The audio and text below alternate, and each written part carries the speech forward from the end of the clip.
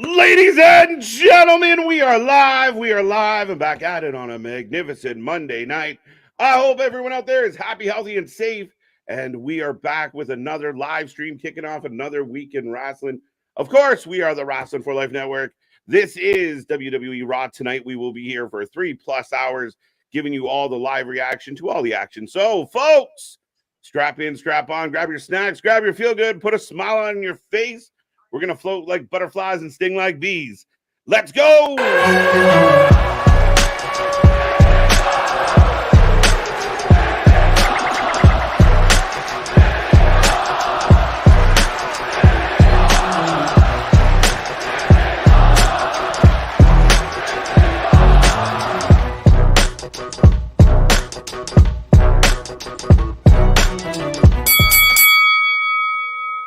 Ding, ding, ding. We're live and back at it again, folks. Like I said, we are the Wrestling for Life Network. This is another live stream as we bring you WWE RAW tonight. We got lots to talk about in the wrestling world. Lots of news, lots of buzz, lots of rumors, and a whole bunch of other stuff as we get into another busy week here on the channel.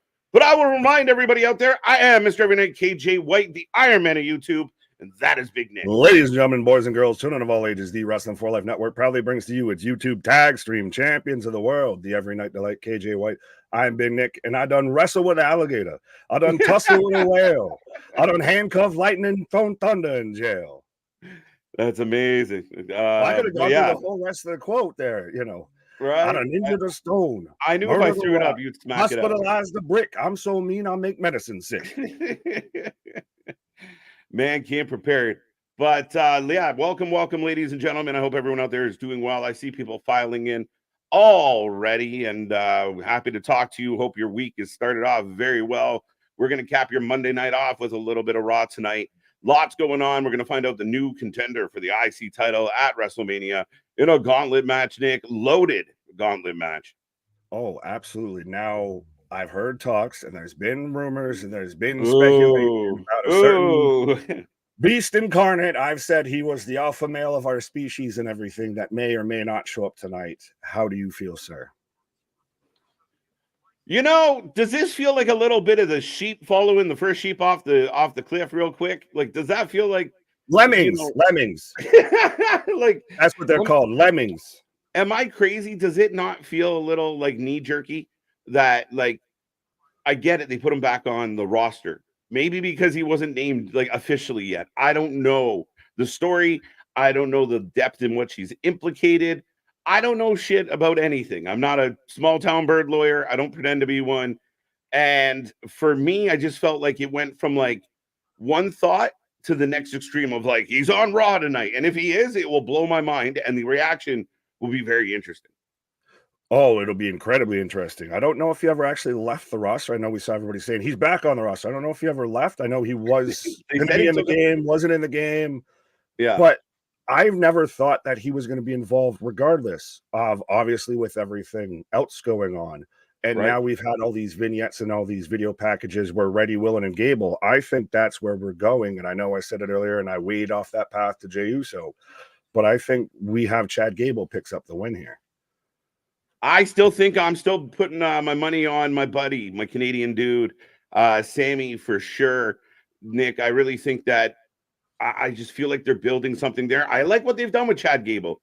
You could probably make a legitimate claim for most of these guys. I don't know if I would want to see JD versus Gunther at Mania. Bronson, that's really the only outlier you can't make a case for at all. Yeah, Shinsuke's been great. Don't know how he works opposing Gunther. At least leading into it, the match will be great. Ricochet's back. He would surprise us. He's had his run-ins with Gunther, so I don't know how you feel about maybe Ricochet revisiting that rivalry. Well, could we still somehow get a multi-person match out of this? Because I feel like there's always at least one kind of like multi-man match at WrestleMania. Triple threat like last year and shit, something. Well, I know we might get it with the U.S. title, with KO, with Randy, etc. But I don't know if we get that with the IC belt. It could happen. It could. I mean, it doesn't have to be a one-on-one. And, you know, the WWE loves to throw in things. Well, yeah. We already kind of teased at it earlier. We should mention that they have thrown in Muhammad Ali into the 2024 class of the WWE Hall of Fame. Now, where's everybody with what did he do with WWE? Where's all the critics on this one? Right. I understand why this is happening. I like the pick. Again, we see the celebrity wing of the WWE Hall of Fame. You know, it could be one appearance, it could be several. But, you know, in the heyday when they were really trying to get the company over, you understood his presence way back when. And yeah, it's another feel-good one. Like, I'll be honest, a part of me thought he was already in there. Facts. Honestly, I really thought that because Muhammad Ali actually does have a connection to pro wrestling, much more, I'd say, than I think you mentioned Snoop Dogg last time we were talking about the celebrity wing. Because we had Ali, it was what, WrestleMania 1? Yep. It was 1 or 2, and then we had his match with Inoki, whichever you want to make of that.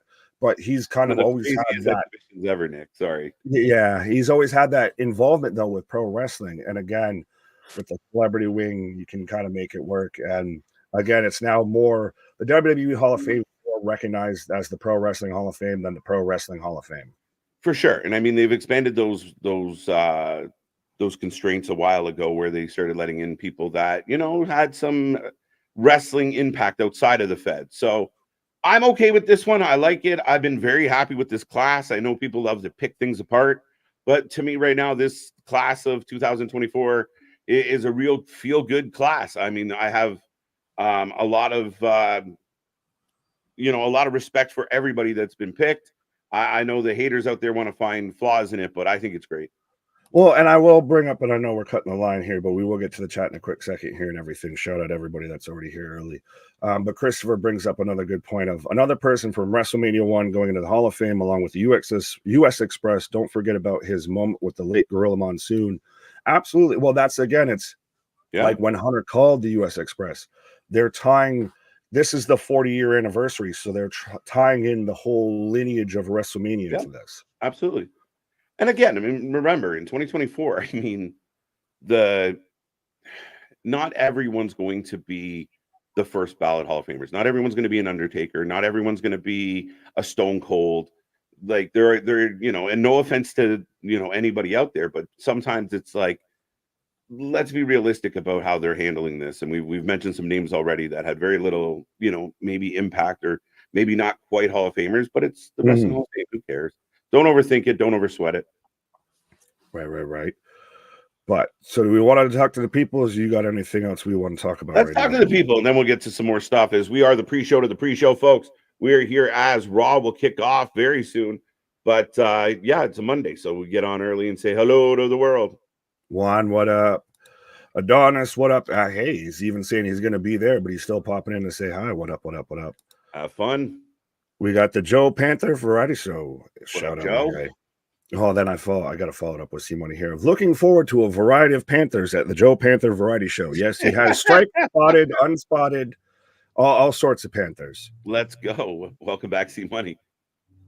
Damien, what up? Talking about the whole Brock thing. I don't think with everything that's been going on with that, and even with the news that dropped earlier, if we want to talk about that we're definitely not, if we weren't getting Brock Lesnar before, we're definitely not getting him now.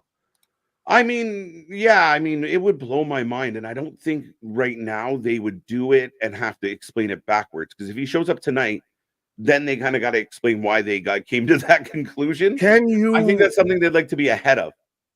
Well, facts. And can you make the case that they don't need Brock Lesnar to be in this? I think Chad Gable's gotten himself over, especially with the vignettes and everything that he's put out on social media and all of that. You've got Cody out there shouting the guy out and everything. And it would feel like another old timer, respectfully, shoehorned into a situation, much like Dwayne. Yeah, I mean, again, too much of a Dwayne has the connective tissue, but you get my point. Yeah, 100%. And you're not wrong at all. But yeah, I think I'm kind of in the same boat as you in the sense of, is a Brock Lesnar match now, like, you know, I love Brock, like, as far as what he's done in the ring and such, but maybe the match would be better if it was somebody in their prime, somebody, you know, he's a part-timer. He's been a part-timer a long time. I love the guy, but is it going to really be the best payoff if you get him in there? With like less than a month's build? Yeah. Roddy, what up? Damon again. Matt just letting us know he's Matt. Matt. Good on you, Matt. Matt Richard, what up? Scott bringing up Miro and CJ have separated. Now, talking about Miro, meat's back on the menu, boys. So have at it.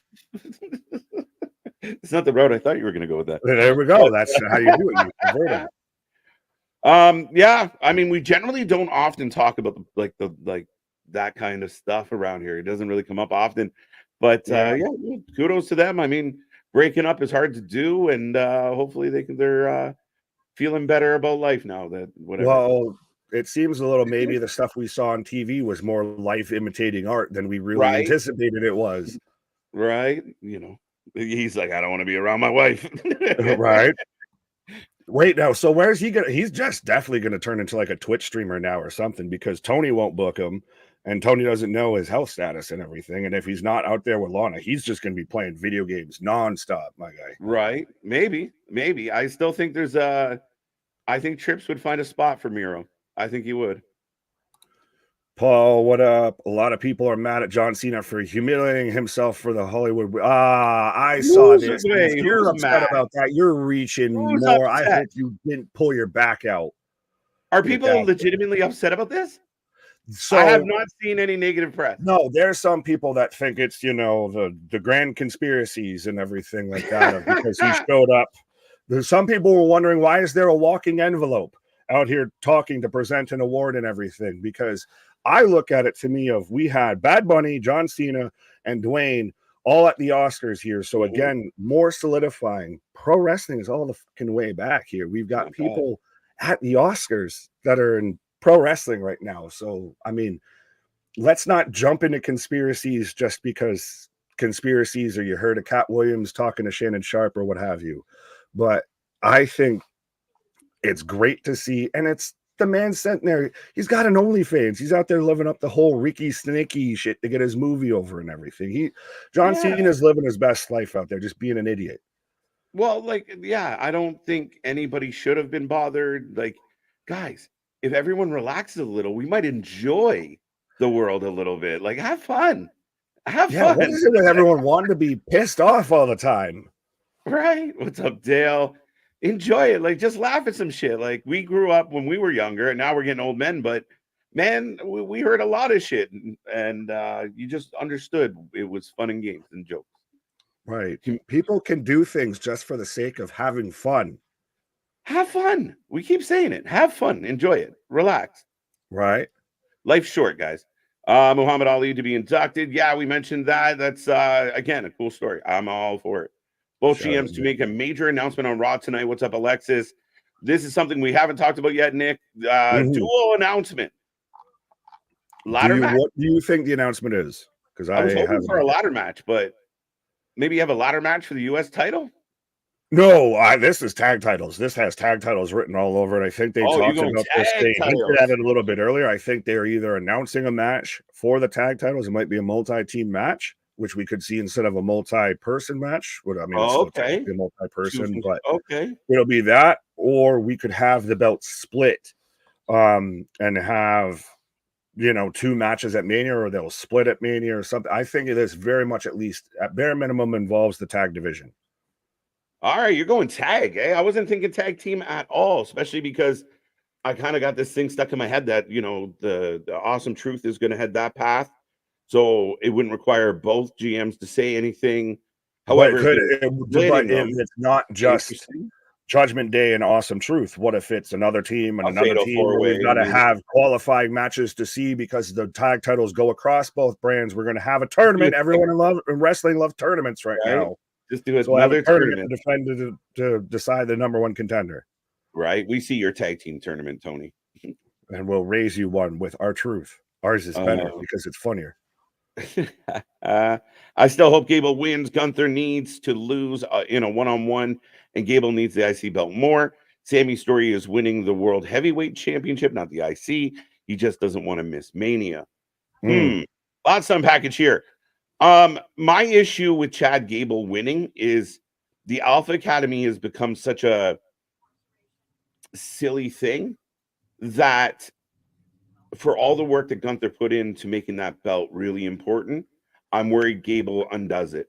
But if you go off the vignettes that we've gotten on Twitter and everything like that, I think this man's really getting into, you embarrassed me in front of my kids. You made me look, you weak in front of them. He goes back into being what we thought Gable could have, should have, would have been all along and everything. Mm-hmm. Yeah, maybe. I'm not completely sold it goes that way. And I hope that would be the idea, because I do get a little concerned that, yeah, just him dancing with the IC belt and Tozawa doing his little shuffle and Maxine, being Maxine. I don't think you'll get that. I think you'll get him to where he runs and he celebrates with his kids and everything. Maybe I get what you're saying a little bit. If you have, Tozawa doing this and, Otis just shaking his belly and everything like that, that might look a little more comical with that.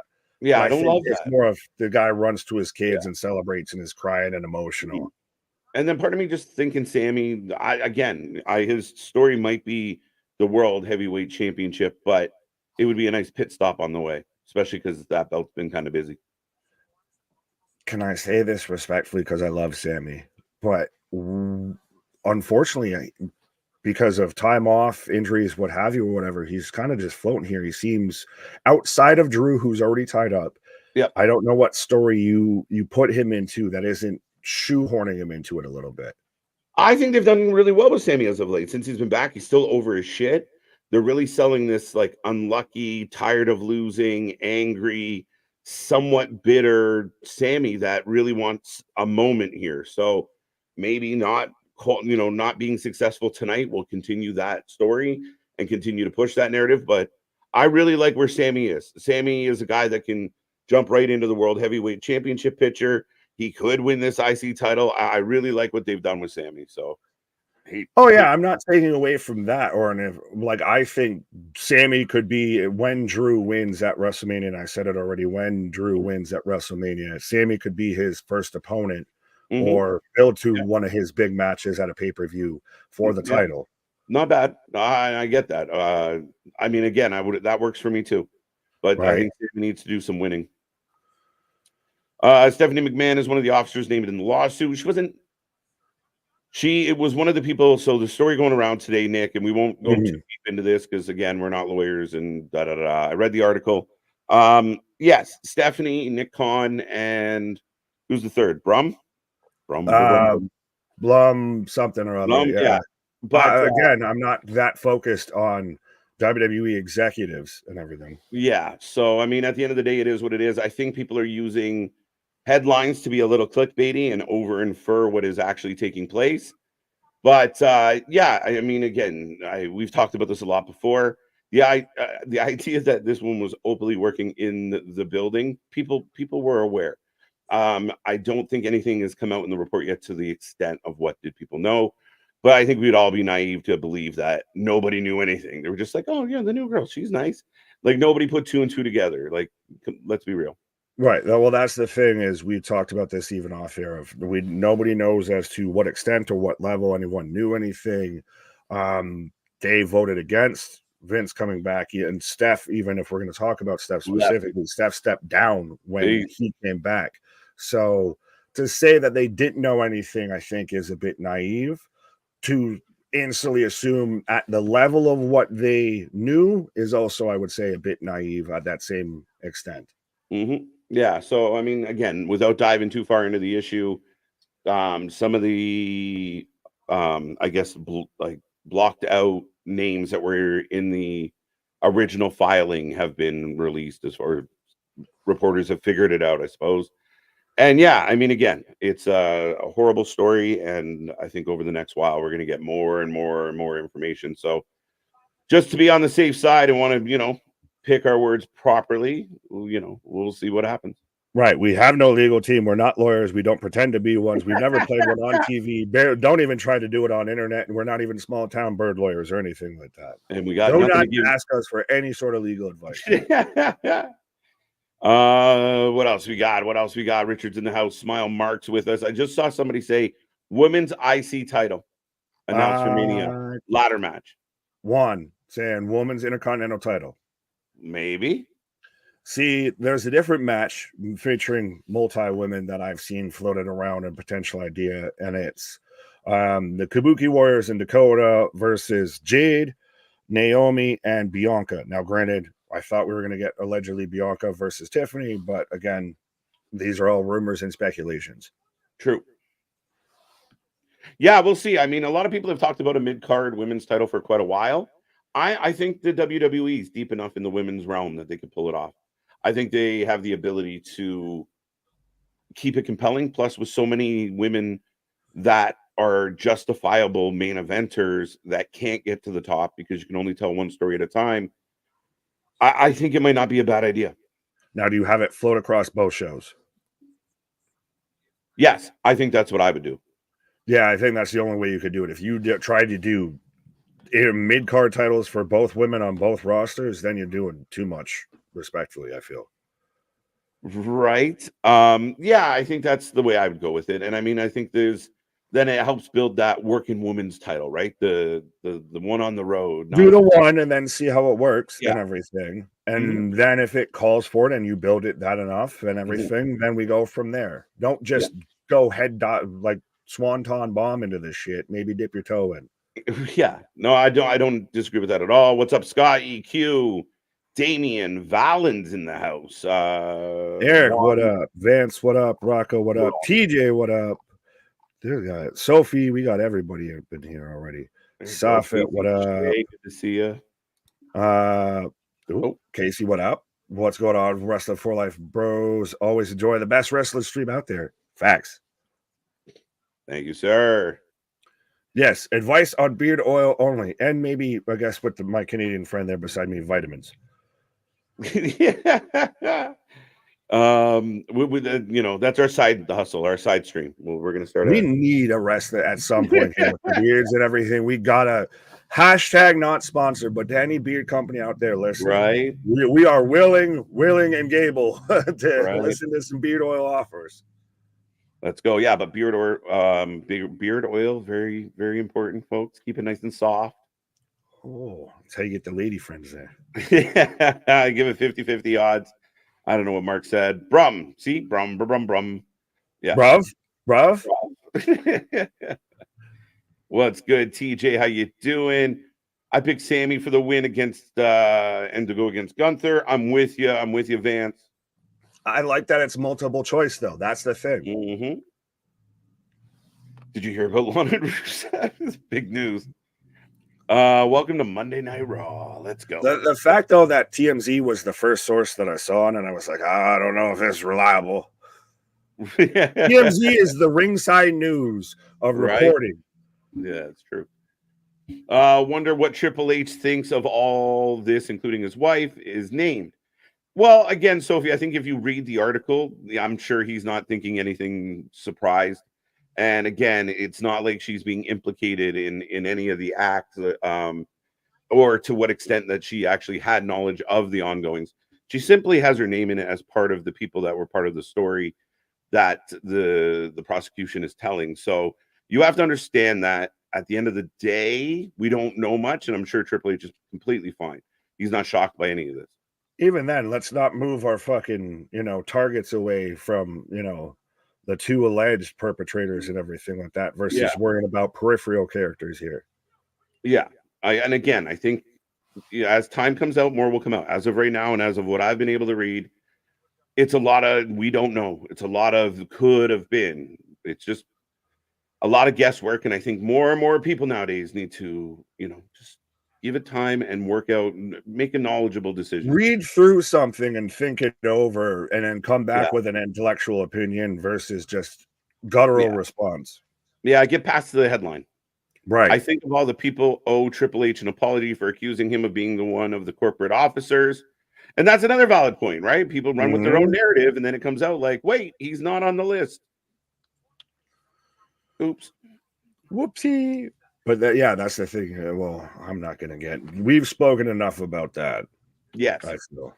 It's a Monday. We're trying to get the feel goods going. We're starting the week off here. So there we go. How about Manscaped? Big fan, not sponsored. And their products are worth it. Right. A lot of beard on that neck. This is a man beard, not a neck beard, sir. I think the Kabuki Warriors should be in a tag title defense. 100%. Even if it's the pre-show, they deserve to get in there. Not a 6-woman tag. Now, that could be the announcement as well, is maybe because this is a traveling title, that it's some type of fatal 4-way or something for that belt. I hear you. I think the men's tag titles is more likely the situation. Because they did tease it earlier. That's the big thing that I'm going with. Fair enough. Bear, how you doing? How you doing? You also need a very good beard brush. Beard brushes are vital, and I highly recommend, as he says here, one's electric. Yes, your heated beard brush. Highly recommend. Well, aka a beard straightener. Yeah, do use one, even though I know mine looks like Brody Lee's. But yes. TJ, hey, what's happening tonight?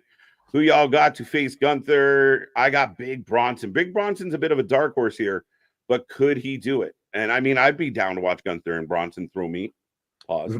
Yeah, it'd be Meat Palooza there, or Meat Me, or whatever it was that Tony was trying to pull off. Meatomania. Yeah. Big beefy boys slapping meat. What? So yeah, I mean, Bronson has a potential here that he could technically pull it off. Right. As we're about Boston, what up? I was just gonna say we're about 2 minutes away from the show kicking off here. I'm about 30 seconds. You're about 2 minutes. 7:58. Did you travel forward in time? Maybe. We'll find out. What's up, Anthony? How you doing? How you doing? Welcome on back, sir. Remember, Anthony will be here on Thursday for Impact. As we're here all week long for all your wrestling needs, folks. I see about 70 people hanging out with us already. Make sure you get in that chat, say hello, click likes, share, subscribe, be a part of the family. Go check out all our socials. Go check out Anthony and all our friends. And thank you for being here on a Monday. I hope everyone's doing well. Right. This is not the era where the good guy always wins at WrestleMania and lives happily ever after. Didn't Roman teach us enough? Fact. I like how Juan has Kobe and the Lakers and everything as his avatar picture, because the Lakers were out there acknowledging your tribal chief and everything, just like you should acknowledge us. Out there playing Roman's, theme song while they're coming up the court, and figures only that, LeBron, the GOAT, scores a bucket right as they're playing his music. Right. From one GOAT to another GOAT. There you go. And I mean, again, I think that this is very. Oh, I got the. Oh no, not yet. I got a commercial. I know I jumped an hour and everything like that with Spring Forward and all of this shit, but I don't think you jumped like that far ahead of me, my guy. It's a 2K24 commercial I'm getting. I thought the show had started. It's like the start of the show. Oh, we're on. No, that's AI Stone Cold. Never mind. Yeah, that AI Stone Cold can't find you. TMZ is not a group of reporters. They are there to make sure the stars stay in line. And they do. They're vultures. Let's just be real. That's all it is. I really don't care about half the shit they report. I know you boys are talking NFL as well, as we always do. Let's go. Well, because he mentions about the Eagles getting Saquon, which I think is the biggest move outside of Kirk Cousins going to the Falcons, but trying to keep up with the free agency right now is insane. But Saquon going to the Eagles is crazy, because that would be like Austin Matthews going to the Boston Bruins. Go ahead. Right. I'm getting the start of the program, sir. So we'll get back into all the excitement. That's fine. I'm waiting for good old Richard Wolf here. Now I got him. Richard. All right. I got that. And let me know. Does Brock interfere in the 6-pack? I mean, again, it would blow my mind. There would have been maybe because he wasn't. There we go. All right, ladies and gentlemen, Nick and I are synced up, ready to go. Raw is about to kick off. Get in that chat. Let us know what's on your wrestling mind. And I got forever. Right. We will be here covering Raw forever. All the wrestling. We will always be together. I don't know. You're right. Dun, dun, dun. Let's go. As we're again 26 days away from WrestleMania. Yeah. Do you like that they keep opening the shows with shots of the field and then just the day count? I think it's great. Oh, it's just a nice little reminder and everything. It's one of those of just so it's always still floating around in the front of your mind here as we're getting a replay. Apropos that they choose the picture to where Cody's slapping Dwayne and Roman's in the back laughing. Now, Roman was laughing at what Dwayne said. He wasn't laughing at the slap. Right. So we're going to talk about the match, the tag match, and how do you guys feel about WrestleMania Saturday. They're not even calling it night one. It's WrestleMania Saturday. We get the tag match with a whole bunch of implications for the world title match. I'm happy. I have no issues with this. I'm not sure how everyone else feels out there. I got no complaints. That's literally, you can have that. That even what I'm mad at. As I got Travis Scott, and hey, shout out showing up in the old school Stone Cold Steve Austin shirt out here. Jey Uso. So Jimmy Uso, you have 48 hours to respond.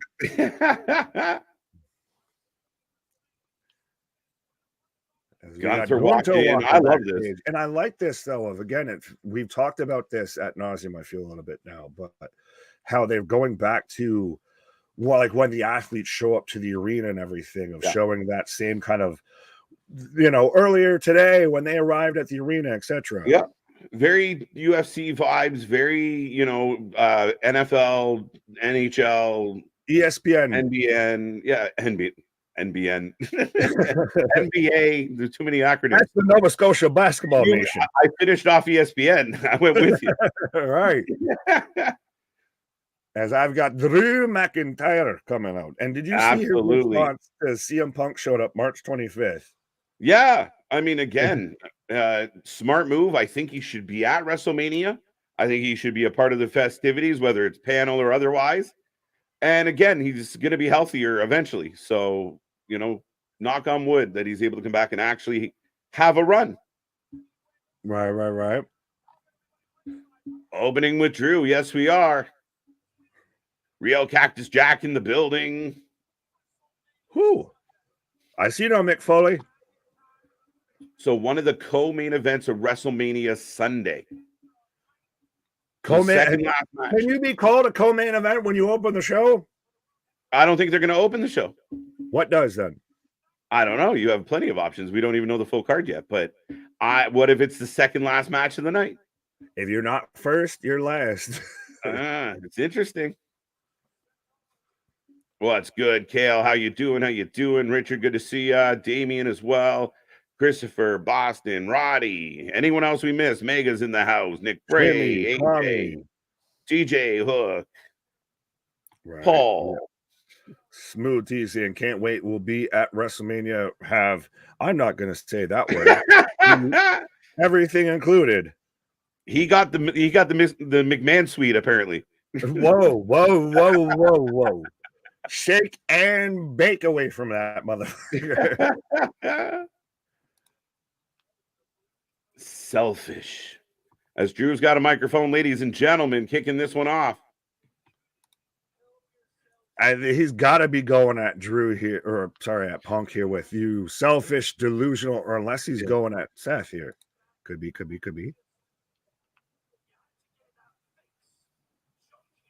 You had to get that fix. Junkie. He's mad at Seth for taking another match. Bro, someone edit that and just change it to donkey because that's what needs to happen. Or find Shrek, put his face on Shrek going, junkie. Right. There's just Seth with the clown face emoji just smiling like, huh? Hey, now the WWE took some heat for making a crack comment. Now we got a little bit of talk about junkies. We're stepping things up around here. It's almost like we might be going to a place where they could be TV 14 and TVMA and everything in a little bit. We figured smooth. Box Suite. There you go. Yeah, much better. I thought with one more typo, you might have had to go to the penalty box. That message wasn't so smooth. Right. See, we're getting Punk chance now. Punk.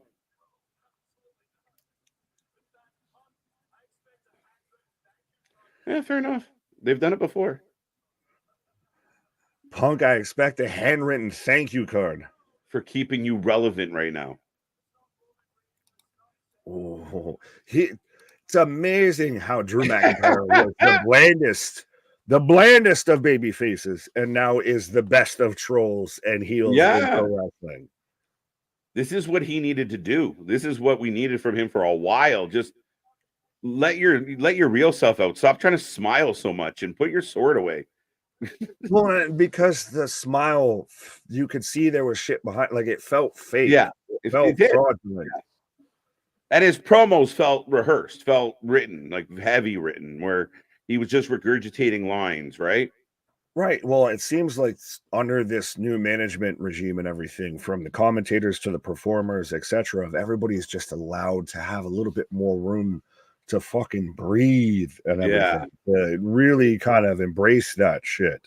Yeah, 100%.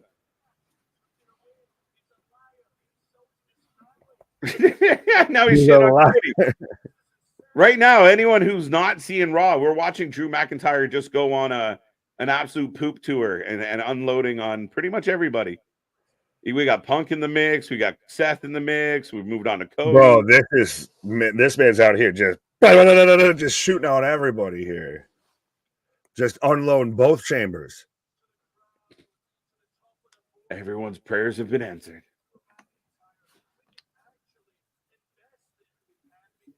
We can actually invest in and be proud of. Whoa, hey, as we're getting Seth coming out.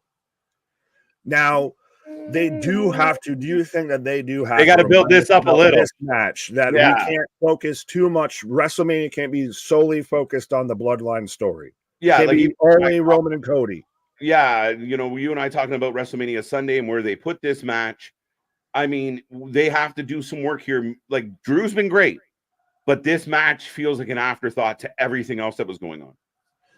Well, you could say arguably that a good chunk of the WrestleMania card might feel like an afterthought of so far. Yeah. I get what you're saying, and I've argued against this as well, but I will just throw it out there because I've heard it, that the focus solely so far on WrestleMania has been the Roman, Cody, Dwayne saga. It's been as the bloodline turns. For sure. And it's his biggest draw, and there's a reason why it's getting so much focus. And again, it's no different than, you know, the times where when you have that big epic main event, you got to ride it. And again, it's, you know, we want to make sure everything feels a little important, and it will be up to the athletes when they get in the ring to bang one out. But I mean, yeah, the Drew and Seth definitely feels like it's been on the back burner. So a little heat between these two will be, you know, go a long way. EQ out here just agreeing with you. Yeah, stop smiling. Donkey. Seth coming out here looking like a suede snake. Looking like Hugh Hefner. He's doing his best Sean Spears. He's telling Drew, come on, play more me again. Right, do it. And he turns his back to him. CM Punk guest referee between Drew and Seth. I don't know. I think they might just leave him out of it. Wait and build that story, because that's the thing. Who's he supposed to favor? Is CM Punk to Stone Cold of just fuck you both and just you know go to sleep and pins them both? I walk out as champion, right? Okay. I don't see that happening. Yeah, I mean, especially if he's not, you know, they don't want to risk him blowing his arm back out on a referee spot, you know? Right. One. He starts to having to use the other arm somehow. Right. Seth coming out here looking like a suede snake. Got that one. I think it is interesting that the reports are going around that Seth's medically cleared, etc. He was on live shows recently. So how much does Seth take time off of this? I think, especially granted the tag team match and everything, but where do we see Seth going forward past this? I think he might need some time off. It would be really interesting. And my assumption is, but again, with Seth, you can make something relevant with Seth, whether, you know, he's taken on, you know, one of the not main event guys and Drew goes on a run on his own. But I think he's taking some time off. Because I know he says he's all good, but I mean, he might need a little bit of love. He's earned it, and unlike his buddy there, Moxley, he'll actually take it. Bold in the bloodline. You're starting to remind me of somebody. Is he going to call him Punk? Oh, he's going to call him Punk. He is. He's going to call him Punk. Chicago. From Chicago. Starting to remind me of. The crowd gets it. But this goes to show you that Monday Night Raw, and let's not forget, just because Phil Brooks got hurt, that Monday Night Raw, before Dwayne got involved, had a very solid main event scene. Yeah. No, had a standalone top 2 guys, top 3 guys. Yeah. Yeah, you're not at a lack of talent. Like we saw kind of what's happened early in 2024 with the loss of MJF, up at least until recent memory of, you know, what a hole that left, losing that one talent when you have a thinner roster. Now you bring in some new stars, kind of fill in the gap a little bit. But again, I think that, you know, Seth could take some time off. We'd be perfectly fine. You know, any of these guys, Roman can take some time off after he loses. We'll be perfectly fine. Well, that would be pretty much the same. Well, even on Raw, that opens the door for Gunther to go up. That opens the door for Punk. That opens the door for Sami. Yep. You got nothing but a backlog of talent right now. Right. Brother versus brother, Philly street fight in City of Brotherly Love. I'm with it. I begged for that, so I'm happy we're getting it. Right. He should have, actually. That's how he should have finished it. He should have started singing. He'll snap his arm on the 1 count. Yeah, that'd be my concern if Punk's not a hundo. So now Seth going at Drew saying, you need the bloodline to help you take this title off me. You'd love nothing more than that. Da, da, da, da, da. Yeah.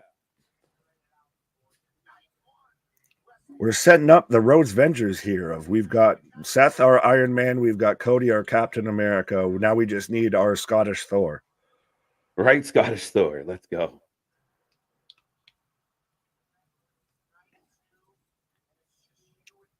So night 1, tag match. Night 2, me and you, 1-on-1.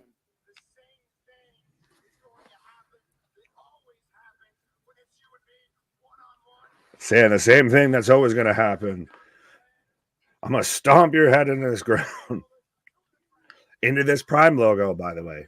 Because that'll be on the Prime, you know, on the premium live events. Man, you know. I saw the people sharing pictures of like historic pay-per-view moments and everything with the Prime logo bids, and it's like, fuck. Yeah, the Mick Foley one and shit. Yeah. So we're getting the crowd singing off as Drew's got something more to say. Yeah, it didn't really hit. I'm with you. The crowd did get a little quiet through the back end of this. It's a little bit. Did it slow out for you too? You're like, all right, guys, we can move on. Yeah, a little bit. I'm just seeing James, what up? Keyshawn saying hashtag we want Jinder. Nah. Hashtag where is Veer? Yeah, right. I swerve when I veer. That's what we need. I veer when I drive. I veer when I drive.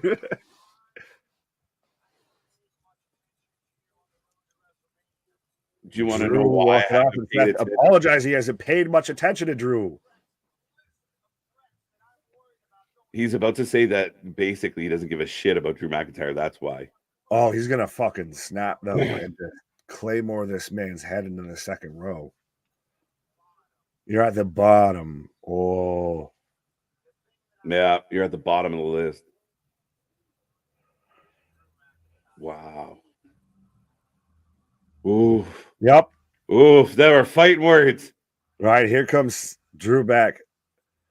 But it's a little bit of, I know you're playing me. Hey, crowd, the show started. Wake up.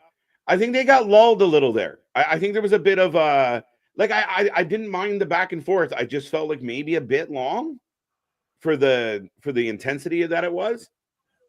It relied a lot on bringing up CM Punk. It relied a lot on bringing up a guy who wasn't there.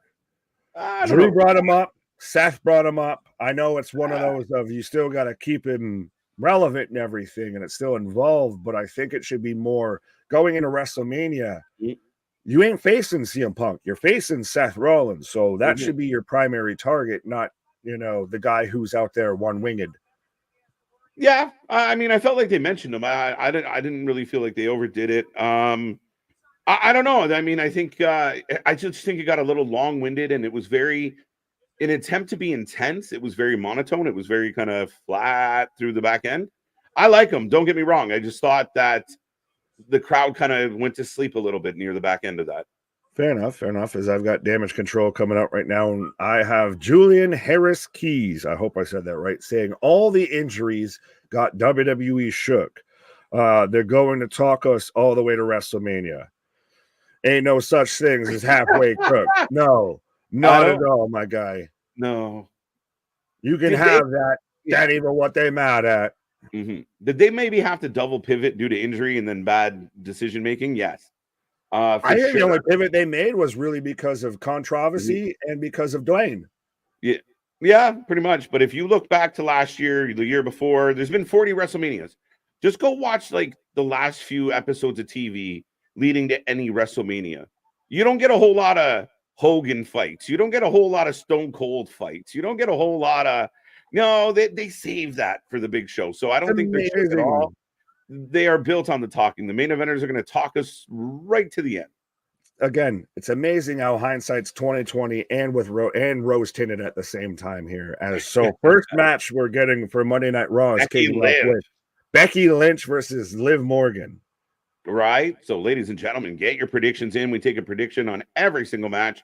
Plus, we take a rating out of 10 at the end of the night. So stick around. Let us know what's on your wrestling mind. Let us know how you're feeling about the show.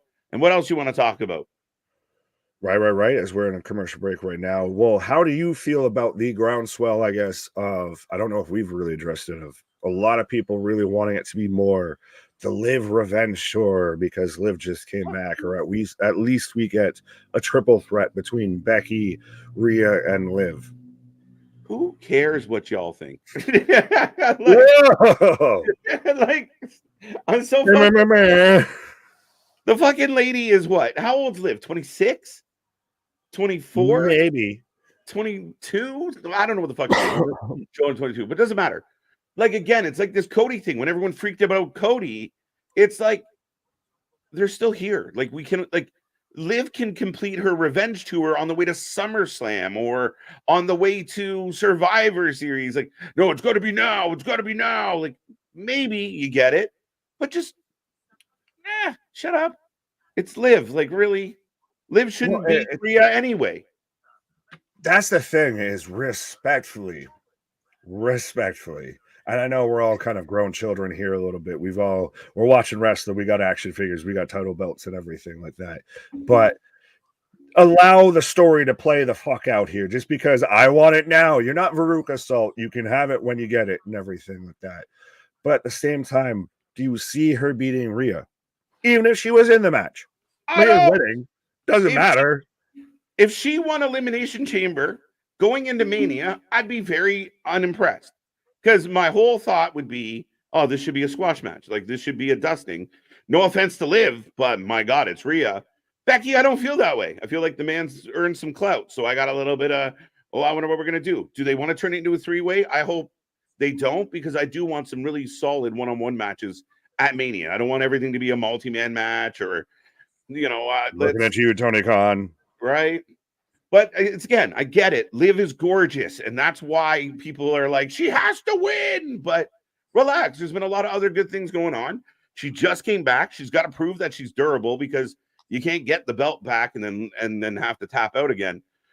So you give her some time. I like Liv. I like the fact that she, has her own rings at home. She's, married or almost married to a wrestling dude. Like, she's got some talent there. But again, relax, guys. They got a year of stories to tell. Right. The company doesn't end at WrestleMania. It's not, the series finale. We still keep going.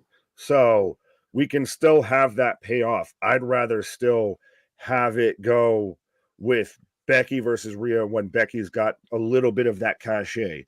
Is it, Becky's still at that prime, the man popularity and everything? No, but no one can maintain that shit. But I still think she carries that from being in that point. We saw it when she went to NXT, and that's why we now see Tiffy time on the main roster, I feel a little bit.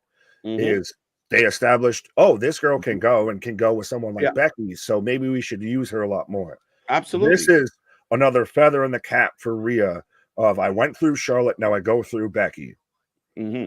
And again, I think, well, Liv was on the shelf hurt, not her fault, but she wasn't around.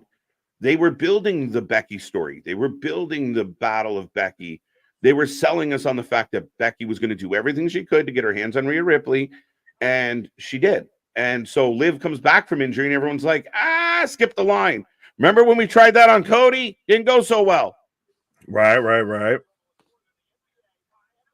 I'm trying to... Scott saying, phew, I almost forgot to hit that like button. Don't forget to hit like. Don't forget, like me, to hit that like and subscribe button. Absolutely. Be a friend, tell a friend. As we just passed 4K and we're marching on the road to 5K by Mania here. As we're getting the Chad Gable vignette, we're ready, willing, and Gable.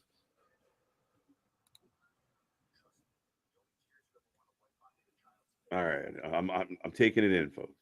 I'm telling you, he's not so much goofy. This is when he should have been the next Kurt Angle. 100%. Complete Angle, Brock vibes like that. The amateur wrestler working out. But I like that they're giving us these vignettes, giving me a reason to cheer for any of these guys. And you watch. You know what?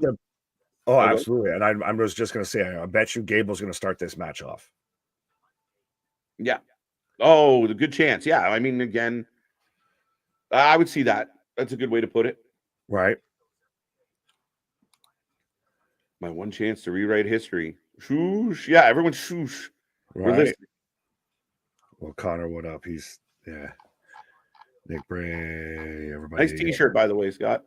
Right. Go and get yourself one, folks. Be a friend. I think the building come unglued if he pulls it off. If they do it right and they pull it off, it has a lot of potential. You build it right. I mean, you end that right there with this match just means more. Mm-hmm. And again, reminding us why the IC title is important. Like, this is great work, and little details matter. And, why should we give a shit about this Gauntlet match? Why should we stay up till 11 o'clock to watch this Gauntlet match? Well, here's some reasons why. Absolutely, 100%. So we're kicking off, by the way, though, with Becky taking on Liv. Yes, very interesting. Becky's got to win it. I have a feeling we're going to get like Nia wipes everyone out again. I really think it might end up being a fatal four-way at Mania. Oh, well. I don't want it. I don't even want a triple threat. I want one-on-one. The man versus fucking Rhea. Let's go. That's what needs to be. The man versus mommy all day long. Let's do it. Connor, the we want Liv stuff has 1% of the groundswell that Cody did. The Liv fans aren't to be taken seriously. It's not ours.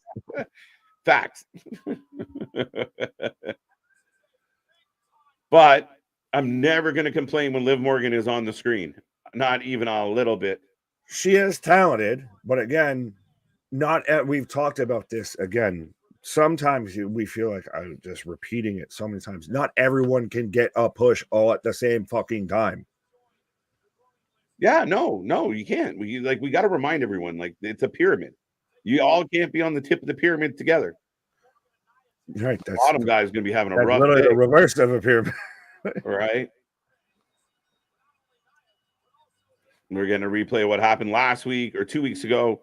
Right. Mini angle for new Intercontinental champion at WrestleMania. People feeling Gable. Absolutely. Now, did Liv just get some more extra support, though, because she got locked up? Won't let me out. I cannot confirm or deny. I feel like maybe a little. Walter made WWE Intercontinental Championship belt great again. He definitely put it the company did a good job. They did those vignettes for the US title and the IC title. And then Gunther has this incredible run where it feels important to be that champion. So that was my one fear with Gable being the guy that takes it, is I don't want him to be goofing around with a belt that we now take serious. But could that be the thing that snaps it all back into seriousness? I fully understand what you're saying. It could.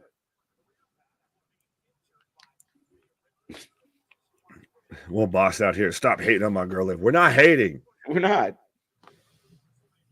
But she's going to either lose or there's going to be another DQ tonight.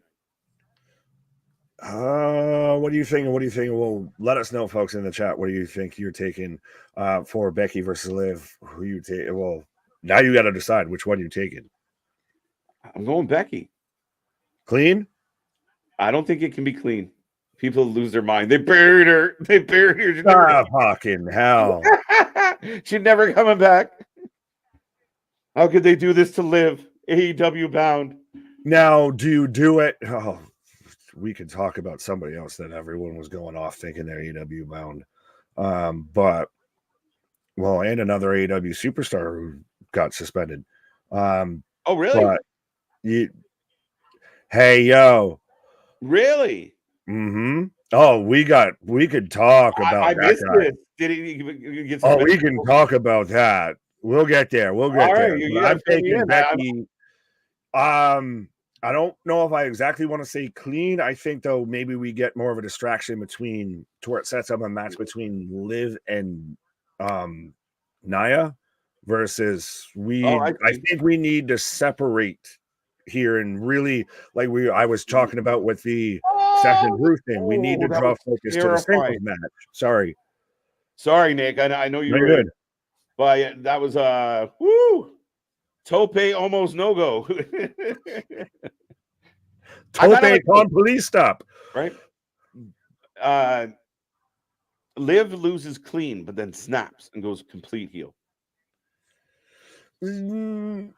Use Nia baby faces though on Raw. What? I think she just stays this. Well, fuck, because I have been thinking that she's going to turn heel. I almost wonder if she just works this tweener shit. I don't know. She's so babyface because her persona. Don't mention Liv in AEW. The stands will right. Well, which one do you want to talk about? What happened with Bowen? Or with Caster? Yeah, so Caster was out there. And so there was the report allegedly that was put out there that Shelton Benjamin had been in talks with AEW about appearing for them. Yes. And then Caster put out, we don't need him. Is that okay? I did see that. I didn't realize that. And then he proceeded to just keep going at people non-motherfucking stop and everything. And then earlier today, I saw he put out a thing jokingly very much putting out of that he got hacked. Now, granted, I didn't agree with anything that person said, so I'm not going to delete the tweets, but I have full control. So, because there was also somebody asked him, why haven't we seen you recently, whatever? He's because I got suspended last week. So, allegedly, according to Max Caster, he's been suspended, and now he's just going on a tirade here of, this is what happens, respectfully, I feel, when you let the inmates run the asylum too much and you can't snap that shit back in. Well, and again, I very much know, I'm very confident in saying, like, the WWE athletes have an employee handbook, a manner of conduct, your rules and your regulations. Yeah, I'm sure they sit down with PR people of what they can and can't say, what they can and can't do. Right. That's why, certain people have worked their way out of the company or tweeted their way out of the company. Looking at you, lazy. Yeah, I mean, at the end of the day, there's structure there. And if somebody puts out something, it generally comes down pretty quick. And I'm sure they get a clap on the hand for saying stupid shit. AEW, it's nonstop. Allegedly, they have a handbook and everything like that. Not according to Jericho. They just don't follow. Well, we don't know if he has one versus the guy in catering has one. We don't know. Yeah, Jericho's were just chiseled into fucking tombstone tablets. Yeah, seriously. Yeah, I mean, again, and it seems like there's an inconsistency. Like, Sami's suspended, but other people aren't suspended. And then, was he really suspended? Was he fucking around? He definitely didn't get hacked. That's just funny. I can literally read it off because that's what I was looking of. Hello, users of X, formerly Twitter, my followers, my former followers, and wrestling fans. Last night, while I was asleep, I was hacked by a hacker. That person proceeded to correspond antagonizing messages to you, the fans. They caused a lot of problems that I would never intend to start. Ironically, I stand behind all the opinions and statements made by my hacker, and I will not be deleting the post. However, rest assured that I have full control of my account once again. Thank you for understanding. Humbly, the best wrestler alive. There you go. So this man is just that's all. Fuck it. Scorched earth. As we're back from commercial, Liv is in control at the maybe not. Eats a kick to the gut. Right. But so yes, that's your weekly AW suspension because they won't post the ratings. So we'll talk about the suspensions. Yeah, like I don't know. It's so weird. Like what's going on over there? But you see it. I mean, you got wrestlers telling, 13-year-old kids to fuck their hats. Like it's ridiculous. Whoa. Like you need some levels of control. And I know the joke is that was sloppy. Brian Danielson doling out fines, but he shouldn't be. You should have a fucking PR department. You should have an HR. You should have a means to control your fucking athletes and keep some secrets in house while you're at it. Goldberger! I mean, when your boss doesn't, why the fuck should you? Fact. Lead by example. Just gonna leave that there as we're back from the action or back to the action here. I have a sickening feeling that we will see Brock tonight. No. I'll be shocked. I'll be floored. I really don't think it. I think this is 100% internet made up. I think it's bullshit. I think it's baloney. I think that he got put back on the website. Oops, I don't know. But people just jump like, oh, and listen, if we're wrong, we're wrong. I'll be here to say I was wrong. It's confirmation bias. I feel a little bit of people want that conclusion, so they jump to it. Because if they do that respectfully, however you want to look at it, they'd be shooting themselves in the fucking leg, whether it's from literally just the build that they've done for the match, whether it's a PR stance, any aspect you want to look at it. As the women are just chucking back and forth. It is a bit of a quiet crowd. Where are they? Houston. Well, Houston still tipping on full foes. Wrapped in full foes. Codebreaker. Back-to-back code breakers, essentially from Liv here. We get two go. All right. What's your thoughts on TK signing Shelton Benjamin, KJ Nick? I heard this is a rumor, could be happening. Maybe we'll get deeper into this during a commercial, but I think he could help. He would be another example of a guy signing with TK past his prime.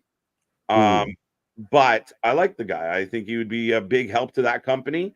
My thought is that he would sign and fall into the abyss like all the other old veterans that went there. I'll touch on that more at a commercial break at another time here. As Beef Squash, what up? That's an interesting name. Juan, what up? Connor, what up?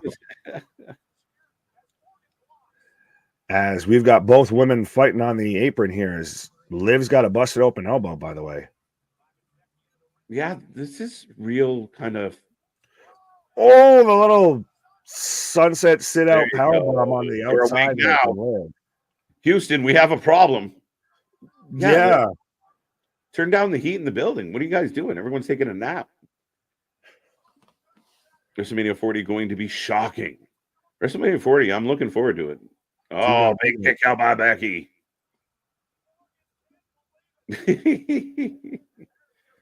Pancakes are still yummy. Pancakes are still cake. Technically still cake. There you go. Seeing a little blood on Liv's elbow. Fact. Right. I mean, again, not a bad match. Not bad overall. I don't know why. It just feels like the crowd's really kind of sitting on their hands. They're cheering a little here. But, I mean, a great match to start the show outside of the promos. Yeah. Well, yeah, I'm surprised. Did that initial promo segment kind of, now we've got to work from underneath a little bit here. I guess. You wouldn't think so. Like, this is where all the Liv fans going nuts right now. Facts. They do it on Twitter. Fuck y'all up. Right? Where's the we let's go Liv chance? Right. Where's the Liv Mania chance? Vocal minority as we get a manhandle slam here. And I always kind of like that spot up to where the person rolls right out of the ring right as the person's scrambling to try and get the cover here. Right.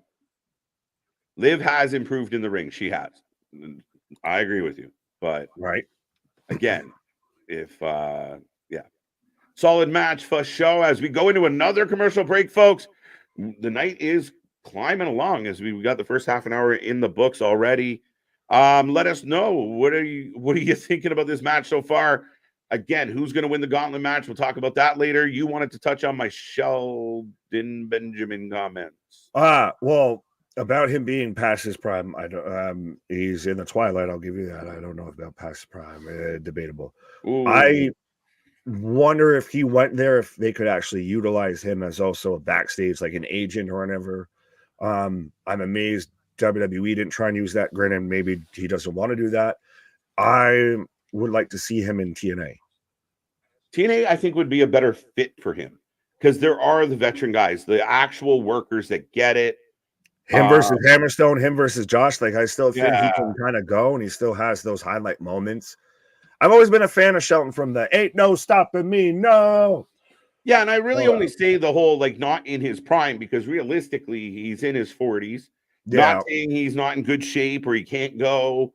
And the thing with it going to AEW is Shelton was never much of a talker. I think that's the one thing that always kind of held Shelton back was the inability to cut a really good promo.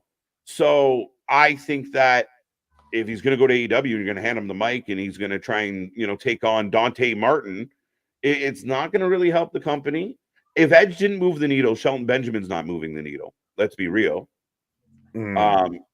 So I love him. I think TNA would be an outstanding fit for him. Yeah, 100%. I don't want to speak for the guy, but I'd like to see him to where he can kind of co-utilize of being in the ring and being, more of a backstage talent and learn that stuff and really help develop. Like, he's a guy, respectfully, that if he went into NXT, that I think would have a complete career resurgence. Yeah, that's not a bad shout. And again, to the backstage thing, I think for Tony, if you can't get through to Tony on how to book differently, if you have a bunch of guys like Shelton kicking around, and I know they got Jerry Lynn and they've brought in other people to try and help, but if you got enough of those people educating the wrestlers, then the hope is at least the wrestlers go to Tony with better sense of what they should be doing, even if Tony is clueless. Facts. But then again, is it more of it's a drop in the bucket of there's so much nonsense and noise going around there that it could just be it falls on deaf ears. That's always the worry. Right. Well, again, someone mentioned Scott D'Amore to GM. Again, Scott's a good wrestling mind. I'm a fan of Scott, but where the buck stops in AEW, and Tony doesn't want too many people. And I think this was one of the biggest issues with Punk of saying, well, wait, why are we doing that? Yeah, they don't like it when people question things around there. It's weird how it goes like that. But we are back from the commercial break here.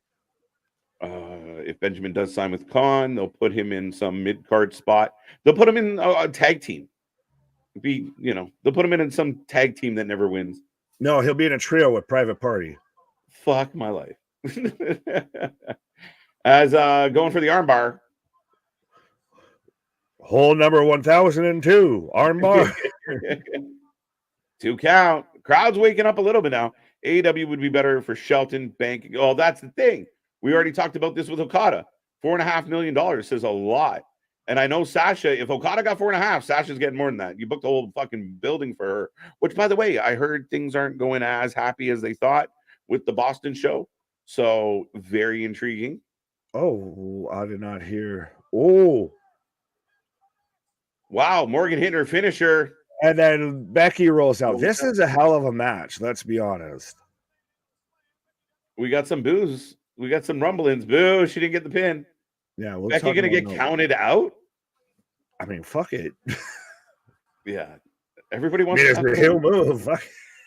I'm gonna be honest. I haven't seen many pictures that Miro and CJ were in, so maybe this is just a foregone conclusion. I have no idea, guys. Like I said, maybe life imitated art more than we thought it did. Right. Unfortunate for them. I got my own problems on that one. So. Facts. I don't need to be worried about their marital shit. I got my own marital shit. Brock ain't coming back this soon from the lawsuit. Yeah, I just honestly don't see it, guys. There's way too much potential for bad backlash. Manhandle slam. It's over. Twa. Crowd came alive for the finish. Nice ending to the match. I thought solid match. Went a good hot minute. I mean, that woke the crowd up. I feel that woke the crowd up. I hope. I can't wait to see the fucking. I can't believe they did this to Liv. Liv deserves better. No, I'm waiting for the people with stopwatches. Of there was only X amount of time of women's wrestling in the first hour of Monday Night Raw because, kid, let's just not try and enjoy wrestling. Well, we rolled through 2 sets of commercial breaks for this one. I thought both ladies tore it down, and Becky establishes herself at top of the food chain, and Liv establishes herself as right there, but not quite, sister. Right. It's okay to be just there and still be chasing it down. Yeah. 1-0. Alex saying good. Soffit saying, oh boy. Oh boy. All right, guys. The Leninator, rock bottom Becky version. Where's the Yoko Ononator? As here comes Rhea. Oh, Livy. Look, I know all the bleeding hearts out there. Can we just console her? It's going to be okay. Can we just acknowledge, though, that Rhea Ripley is head and shoulders above anybody else out there doing it right now? Yeah. I don't want to hear shit about Sasha Banks. Kiss my ass.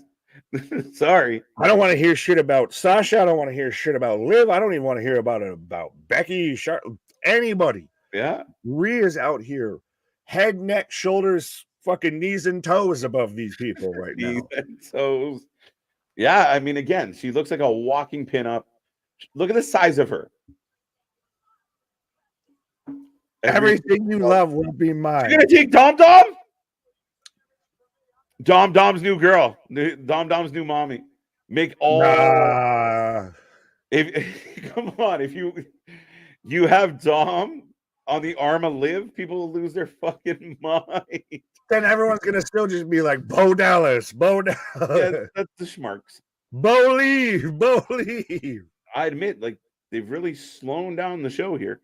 I'm no doctor, but as an athlete that has had 7 concussions, after seeing the power bomb on the floor, I got 8 now. Like, that hurt my head. Watch Becky's head whip back.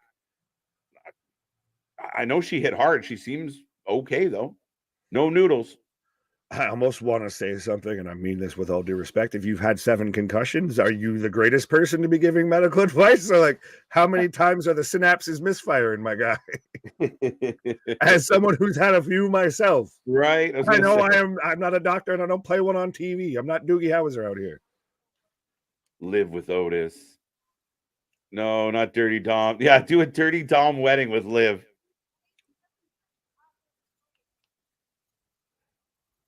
She's all shoulders. There you go, Van saying, wait till Wednesday, KJ. Wait till Wednesday, KJ, for AEW. I will. You can have that. We're here on Monday. That's what we do. We'll be here tomorrow, too. All right. Rhea looking hot tonight. Dale approves. She's just talking down to Becky right now here. Yeah, I don't know how I feel about a really, really long match followed by this promo. I think we could have saved this. Does it need to be an in-ring thing, or as a video video package of it's just her backstage just clapping and then like a little promo? I think I would almost prefer that, like Becky coming back through the apron and have somebody there waiting with a microphone and a camera. And she gives her this a little bit of the shortened version of this. Yeah, I mean, she just had a match. Just fucking swing on her, respectfully. I'm sorry, but if this was real life, I'm not letting you finish your 3rd sentence. I'm swinging on you. And apparently, KJ's trying not to sneeze on me. Here's my prediction. We'll talk about that later, about the alleged rock concert. Dom just got married, yes, and got booed at his own wedding as well. Right. Sorry, I'm sneezing fit. I'm allergic. No, you're fine. I hate having to have Becky try and cut a promo right now It's like the UFC post, like it's like a post-game interview. They always sound winded as shit and can't get their thoughts together. So why do it? Yeah, and I mean, you just had a relatively soft, a slobber knocker of a match. So just ended on a 30-second video package. Well, yeah, and you brought in I mean, we had Seth and Drew to open the show, a longer promo segment, which I mean, it was what it was. I kind of liked it. I had some issue. You followed up with a really good match. To follow it with this kind of long-winded, I would have placed this differently. We're almost well, you could have done it just shorter. You trimmed it up, like I said. We're literally almost an hour through this show so far, and we've had a match. Granted, it was a hell of a match, but everything else has been talking. Right. Okay. The whole world wouldn't stand a chance.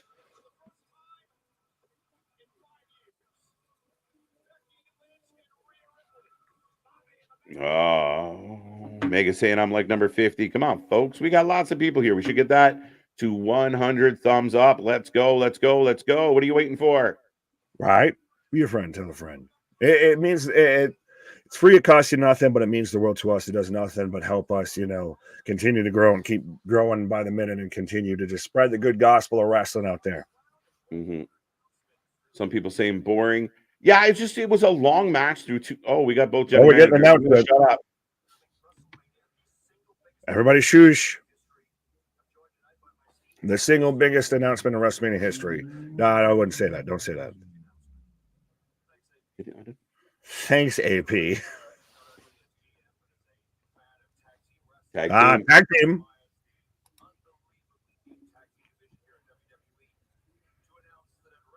At WrestleMania.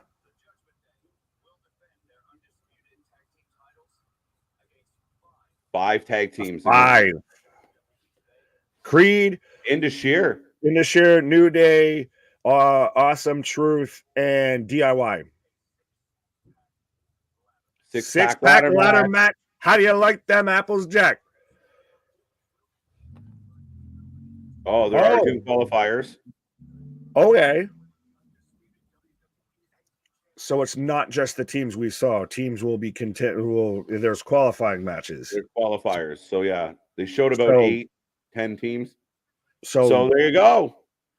Tony, we saw your tag team tournament and said, fuck yo shit. Yeah, we're about to put the tag team division on blast in WWE. A 6-pack challenge, 12 men, ladder match. Now, they're not splitting the titles yet, but they're definitely... This was a chance where, whoever pulled down the first set and whoever pulled down the second set... Somebody mentioned that earlier. If you do it like that, first falls for this belt, second falls for that belt. Rhea versus Liv after WrestleMania. Facts. I'm with that. And you're going to need someone like that. Oh, yeah. That's the thing, is you've got to have these stories after this. It's not... WrestleMania is the season finale, not the series finale. Yeah. I mean, again, we got more to do. And again, we talked recently about another company with quality over quantity. And sometimes you rob yourself of really good Wednesday night and really good Saturday night matches because you shoved them into a pay-per-view that already had 12 matches. Where and we saw WWE recently do this, and maybe I don't love a 4-match pay-per-view, even if there are 2 spectacles, but I mean, you've seen them try and give less is more from their side. It's not a terrible idea. Oh, absolutely. Well, see, KJ and Nick, that's how you do an announcement. 6-pack ladder match. Oh, what was it? Somebody was saying New Age TLC. Let's go. So how are we feeling that this is going to just be high spots galore with this? It'd be very, very interesting to see the teams who get into it. But if you have the Street Profits, the New Day, even if you throw in maybe Legato, because young high flyers, does somebody like Indashir get in there just for some big man spots? Oh, but yeah. No matter DIY, I think it's going to be an potentially insane match. Oh, absolutely. I still think, though, regardless of who's in it, I'll say this respectfully, early prediction, we're ending it with R-Truth atop of the ladder, just shaking as he's pulling down those tag belts. I don't give a shit about the creeds. I don't care about DIY. I don't care about any of these teams. I want R-Truth to have that moment. Oh, absolutely. Right. He could be out there tagging with fucking Little Jimmy for all I give a shit. He's winning that match. But R-Truth at the top of that ladder, after all the jokes about ladder matches with R-Truth, to him actually climbing the ladder on the right night at the right event to pull down the right belt just feels right. Give the man his flowers. He's earned them. And now anyone that can tell us in the comments, not in the live chat, in the comments of how many times KJ said right in that, you win a special bonus prize that no one will know about here. But KJ's taking a pause for the cause as I am in a commercial break right now. So I will remind everybody we are the Wrestling for Life Network. We do this for anything and everything when it comes to pro wrestling. We're here all night long for Monday Night Raw. Started off at 7:30 and still probably going to roll past 11 o'clock when the show ends here. Back at it like a jackrabbit tomorrow night for Tuesday. Wednesday, we've got big business. We got big things popping, little things stopping, and we'll see how much Mercedes Moné makes an impact on AEW here. And I've seen some people say that that's a stat card. I beg to disagree, or at least say it's debatable. But then Thursday, we've got TNA Impact 100%. We've got the fallout from Sacrifice. And then Friday Night SmackDown and Rampage as well. Saturday Collision. We do this again. Any wrestling promotion out there, and we're still constantly moving and grooving, and it's only going to get bigger and better as we continue to grow and as we head into the WrestleMania season, as we're going through WWE at the Oscars. And again, like I said, and I've said this before, we all the way up out here. We're getting WWE referenced at the Oscars. We're getting blockbuster movies out here. We're getting Travis Scott showing up at Monday Night Raws, and et cetera, et cetera. Pro wrestling as a whole, and I'm not even going to keep it just to one company or the other. Pro wrestling as a whole is pop culture again. And if you want to hate it in any sort of form, that's on you, boo-boo, because I love that pro wrestling is one of the most talked about things right now. As we're getting Maxine Dupuis and Ivy Nile taking on Indy Hartwell and Candice LeRae. And hey, what do you say about this match? Let us know who you're taking, folks. I don't even know if I want to give a full opinion on this. As hey, Maxine out here looking good. You fine. Where was it? EQ Sam Wrestling for Life. New world order facts. Yeah, absolutely. Victor, what up, my God? Been a hot minute. Rocco, Christian, Mega, Larry, what up? What if that night a little Jimmy appears, goes onto her shoulder to take the belts? And then they lose it to Braun and Nicholas? That's where we're going. Sorry, KJ, little Jimmy is going to go heel turn on Truth and cost him a match. Oh, God. Cool. Yeah, we got Travis Scott. As I've got Maxine taking on Indy. As we're swiveling the hips, we're doing a reverse worm. I understand this woman is trying. I will say this, and these are my opinions. I understand this woman is trying. But could googly moogly, is she greener than a pepper tree out here? Like, it works. I mean, but is this the time nor the place to have this match? What is said story? As she's literally just getting walked down by Candice here in the corner. We're 5 minutes left in the first hour here, and I will say Monday Night Raw's first hour, we got some questions here. What the fuck? That was even worse than I thought it was going to be. So Candice just looks upset, which I don't know if I can take her fully seriously out here with the purple hair. So they're very much playing up the whole thing now about Maxine just getting talked to and bullied, and then turns around and eats the pin here as Pat's the one out here She didn't deserve this. Did anyone else notice, by the way, that Cody is coming off his bus here as we got coming up in another commercial? But that he's got Pharaoh right above like the tire well of his tour bus there, the Cody Express instead of the Lex Express. But so Candice and Indy pick up the win over Ivy, who did she just walk off? Did she disappear? Did she fall into, a wormhole or something? But that was all of, I think, awkwardly addressing everything with the booze and all of that about Maxine. That was just not good and not great. Like I don't even know if I'd put that on main event. They should do a storyline. Maxine go to NXT for training. Nick, again, might as well. God damn it! Like, I don't think she should have really gone past that stage, or at least skipped that. Christ, she was the one that was supposed to be the manager to Mason Mansoor, and now all of a sudden everybody's expecting her to be fucking Ricky the Dragon Steamboat here. She was never going to be that, and the fact that they've rushed her into this, that to me, it's not even an issue of what she's done. I expect she's not going to know what's what and be that great of a talent. It's, to me, the company fucking fast-tracking her into that situation. That was awful. Yes, Bonkers. That was, boy, howdy. Vance, what up? Yeah, totally agree. Again, Max Dupree doesn't deserve that. But again, Christian, to what I was saying with that is, don't let her get put in that situation. You control the goddamn booking. You control how you're going to present the talent to the greatest extent that you can and everything. It's her gimmick. Yeah. So her gimmick is just that she sucks. Is that what it is? Remember how everybody lost their fucking shit about her getting booed? And then, Christ, we want to talk about Lana again because she's getting divorced. Everybody lost their mind with that. Don't set your talent up to fail. That's what it is. You, again, going across any sport, don't set your talent up to fail. And that's what I feel like they're continually doing. Like, what was gained from that?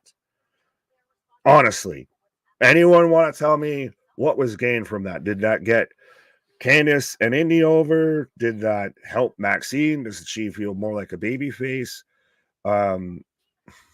Stop being soft. What? No, I want Maxine to exceed. And so I don't know if wanting her to succeed is being soft, but you do you, boo-boo.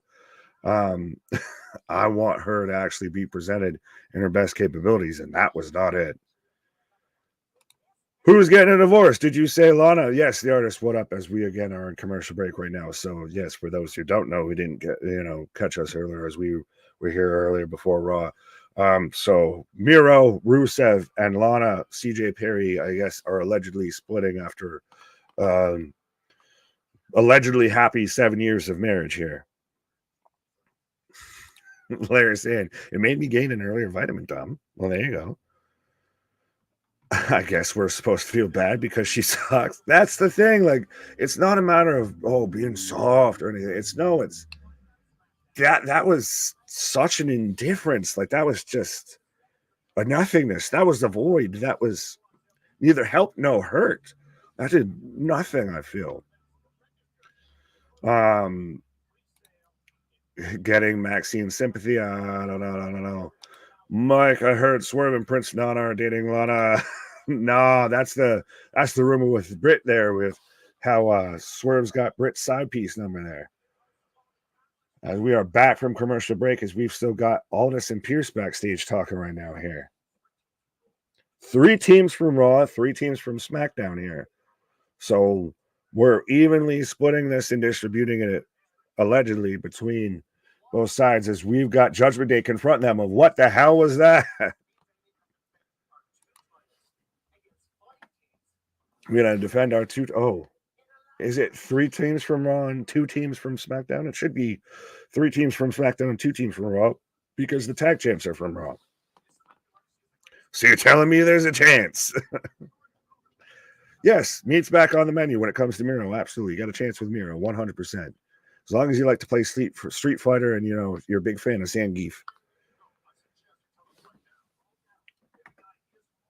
So, again, how we feeling temperature in the room here wise with this 6-team ladder match and also how we feel in temperature in the room with Damian Money in the Bank briefcase. I know KJ's already told me many times he can still hold it past WrestleMania, but how are we feeling with all of this going into Mania?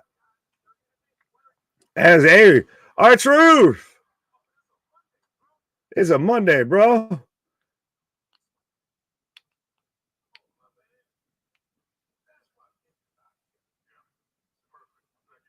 So are we going to get our truth versus Damian tonight here? Let's go.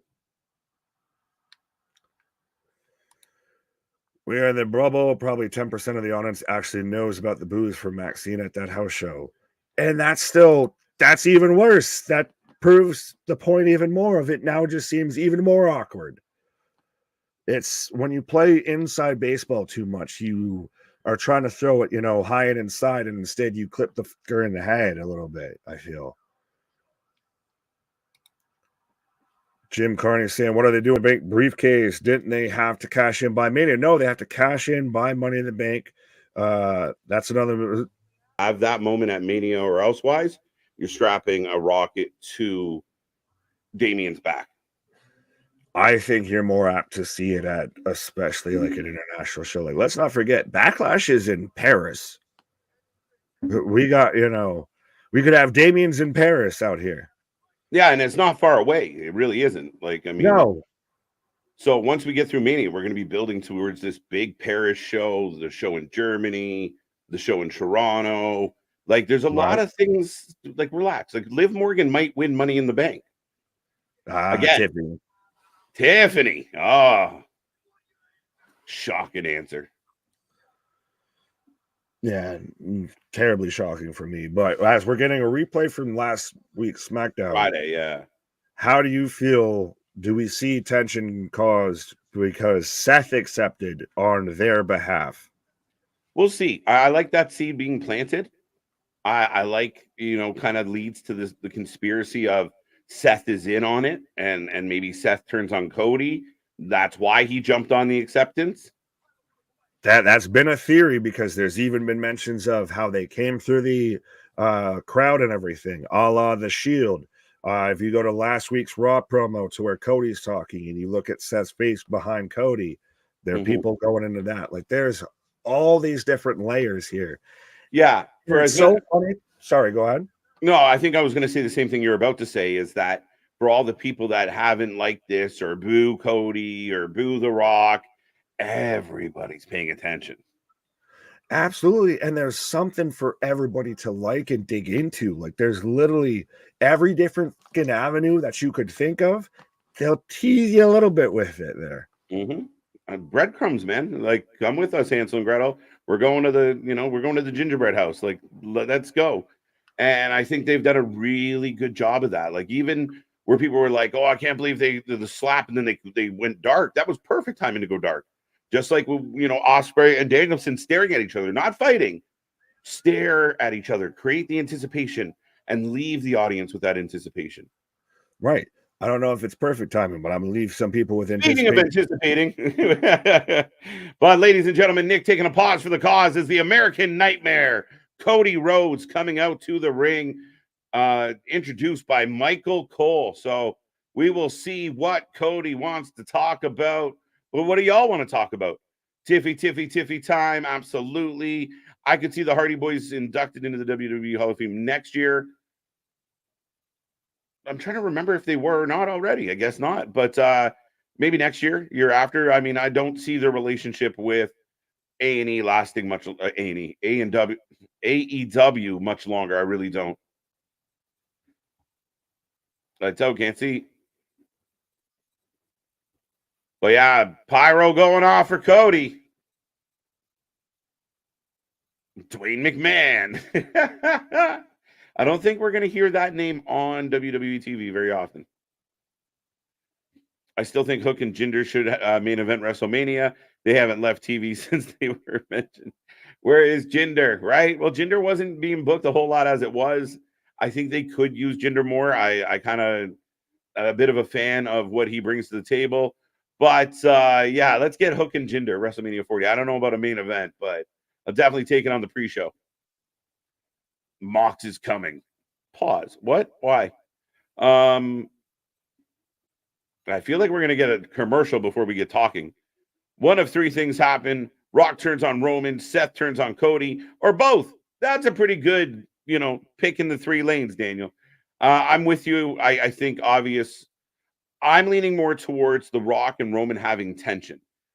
That something happens during the tag match that just gets on each other's nerves. Perhaps then the Rock gets involved in the main event. And we've seen so many times that Roman's been successful by someone helping from the outside. What if this was unsuccessful help from the outside? And it leads them to clash a little more, possibly. Seth turning would blow my mind. I think I'd be very surprised but with that. And then both turn, rare. So Michael Cole says, what do you want to talk about? Stardust and CM Punk in a dog collar match. Let's go. Cody and his story are a mistake. Wow, that's deep, Roddy. I'd say it's one of the most popular things in wrestling. So, a good mistake then, perhaps. Maybe. Triple H, as we get Rocky Sucks chants, blame Triple H. It was his idea to bring back Cody Rhodes. I thank him. Absolutely. Let's be real. The following promo was sponsored by Nightall and Somanex. It's been a bit of a word-heavy show. I know you're going to say, KJ, it's always like that, but tonight's been very promo-heavy. I think because the final hour is going to be all wrestling. I think that Gauntlet match is going for a solid 45 to an hour. KJ, who could you see winning the Money in the Bank for the men and women this year? If Punk is healthy, I think he'd be a good fun bet for the Money in the Bank. And if not him, that'd be very interesting. Sami Zayn would be cool in Toronto. Sami and Liv. Tiffany on Raw tonight. I haven't seen her yet. Cody and his story are a mistake. Got that one already. Still disagree with it. I've been saying Rock turns on Roman. Yeah, I think it's like, and it's not going to be, again, I think it's just they're going to clash. Their egos are going to clash. They've already teased it. They've already shown us bits and pieces of it. All right, Michael Cole, get to the goddamn point of the question. Money in the Bank is boring. The matches or the actual carrying of the Money in the Bank? Show started with a solid but a long promo. Got a good Becky Liv match, solid Rhea promo, then an awful but story-related women's tag match, and now a Cody promo. Yeah, again, not exactly cooking at the highest of temperatures. I do like the build. I understand we're getting close to WrestleMania, so you're trying to build stuff. Michael Cole's been talking for 45 seconds. It's the longest question I've ever heard someone ask. But I agree with a lot of that assessment, Richard. I really do. I thought maybe the Rhea promo could have been moved or done better, differently. Maybe you didn't have to be in the ring for as long as you were coming off the heels of that match. Going off of the Rock's comments is all. Oh, my bad. I can't wait to get 2K24. You can Sabu people. Yes, let's go. Still one of my favorites. I pop every time I get one of those. I wish we got to see Dustin Rhodes versus Roman match in this story. The emotions. I still think there's an opportunity for Cody versus Dustin one last time on the way to Dustin going into the Hall of Fame. Dustin Rhodes is a Hall of Famer, and I think they could tell a really good, fun story, especially if Cody was champ. It was like, look, I want the belt, or I'm going to retire, and do it like that. Let them go out there and bang it out for 30 minutes. I think it's perfect. Now we're going back to last October. Lots of people are saying Roman Reigns is promo across the line on SmackDown last week. Yeah, I saw some of that. I don't really need to get too far into it. I really don't want to play that game. But at the end of the day, again, it's entertainment. People need to sit back and enjoy the ride. People complain it's not real enough or it feels fake or da da da da. And then when you do kind of push envelopes, people get very upset. Bad guys say bad things. Did Pierce and Aldis already do their announcement? Yes, they did. It's the 6-pack ladder match at WrestleMania for the tag titles and qualifiers to come. I'm not loving this.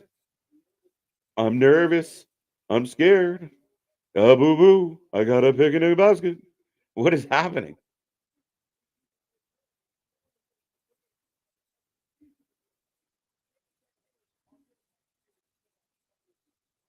Michael Cole is a great antagonizer. Yeah, he can be. Down for a ladder match, but I wish it was about splitting the tag titles. I felt like that we were talking about how deep the division was. I'm like, oh, they're gonna do it, but they didn't do it.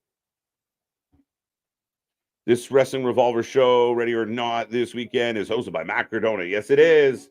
Ready or not, here we come. Cody, probably the biggest babyface in wrestling, finishing his story and winning the title is a mistake. That is odd. Well, we've clarified. That's what The Rock said. I'm scared to hold my hand. Oh, Mike, hold your own hand. You'll be all right. Cole asked the hard-hitting questions.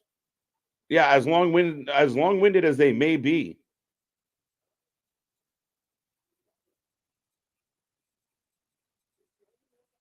Oh, he's crying. Talking about his mom's. I can't hand the belt to Dusty Rhodes, but I can hand it to Michelle Rubio, his mama. Cody's cracking a tear, folks. What do you think? Cuban mama. What's up, JV?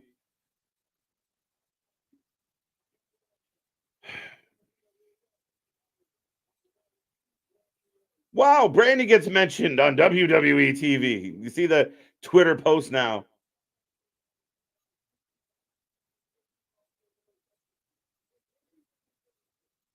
Only one real match over. Real, you're not wrong. Now, I feel like it's been a lot, and I get it, so I can't defend it too strongly. I do appreciate what they're trying to do a few weeks before their biggest show of the year, and maybe their biggest show they've ever tried to put on. So I understand, though it's not the most riveting at times. Yeah, it's been a lot. It's been heavy. Like I said, that's why I thought the Rhea Ripley promo didn't have to happen when it did, because you knew you were coming into this segment. You just had a long segment. You know, their match went through 2 commercial breaks. Solid match. But and I feel Houston's a little bit quieter. Maybe it's because of the show. But yeah, it's again, they're trying to build, but I think there's a balance. Brock is in the restroom. Stop the Cody crybaby in full effect as he embraces Michael Cole.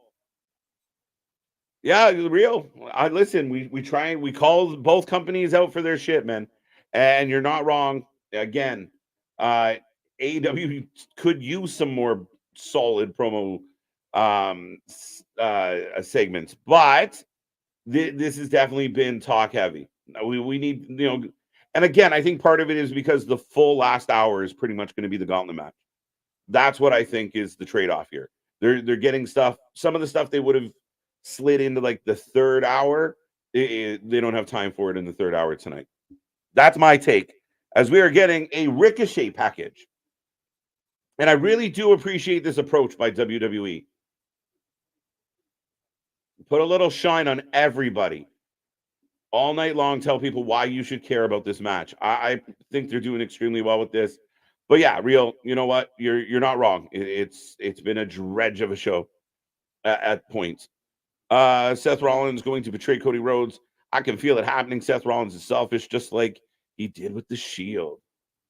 Could it be a case of Seth loses to Drew and then takes his anger out on Cody? Would that work? I don't know. I'm still leaning towards the Rock and Roman butting heads. and Cody winning because the tribe is in trouble. Is he crying? Boo. What? What does he mean? Only he's left. Go. He got Dustin. What the hell? WWE making him a racist bro. Nah, I'm out. I hope he loses. Oh, well, I mean, they have mentioned other AEW talents, but again, his point is at the end of the day, he can do it for his mama.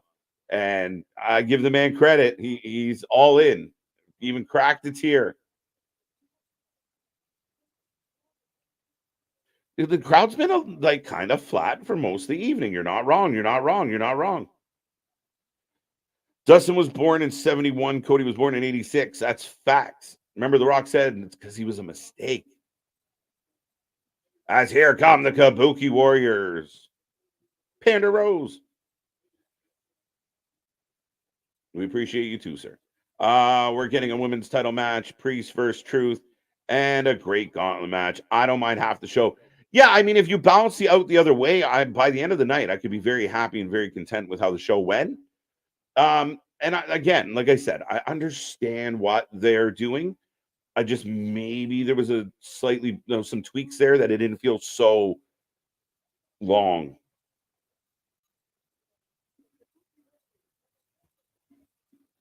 Cody needs to win championship. Listen, guys, Cody winning and not winning is one of the it's got to be the highest debated thing still in wrestling right now, where people are going back and forth.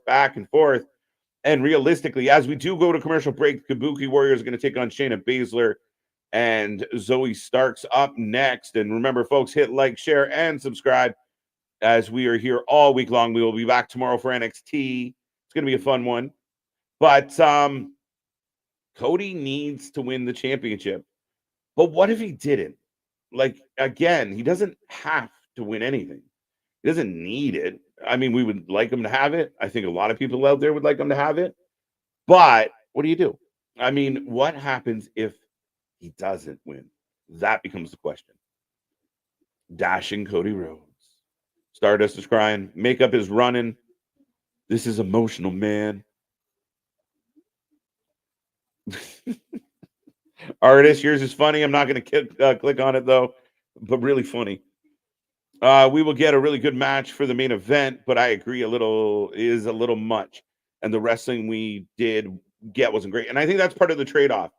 If you slipped in a match that, I mean, Becky Liv wasn't bad. It didn't burn, but it was pretty good. It was a solid match.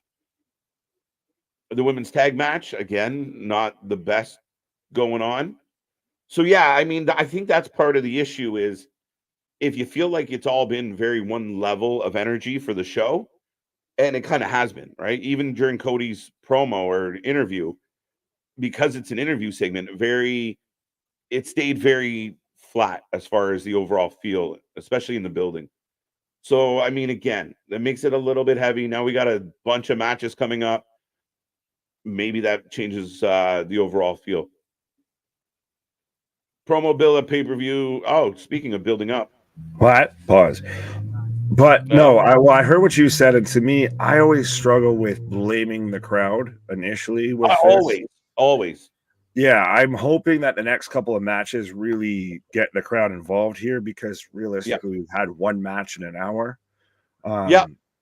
So I don't know what they've been what they're supposed to be excited for. That's always the whole thing is a little bit. Yeah, they paid to be there.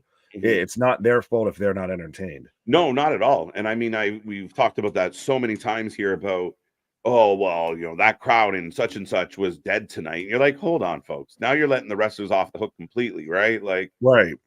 But no, I completely agree with you. And I agree. I think if you got a little more quality in the ring between some of it, and I really think that Rhea Ripley promo could have waited. You just had a nice long match. Let Becky walk away feeling like the number one contender without Rhea coming out and kind of flexing on her. Just let Becky have that moment. We could do that backstage. We could do it next week.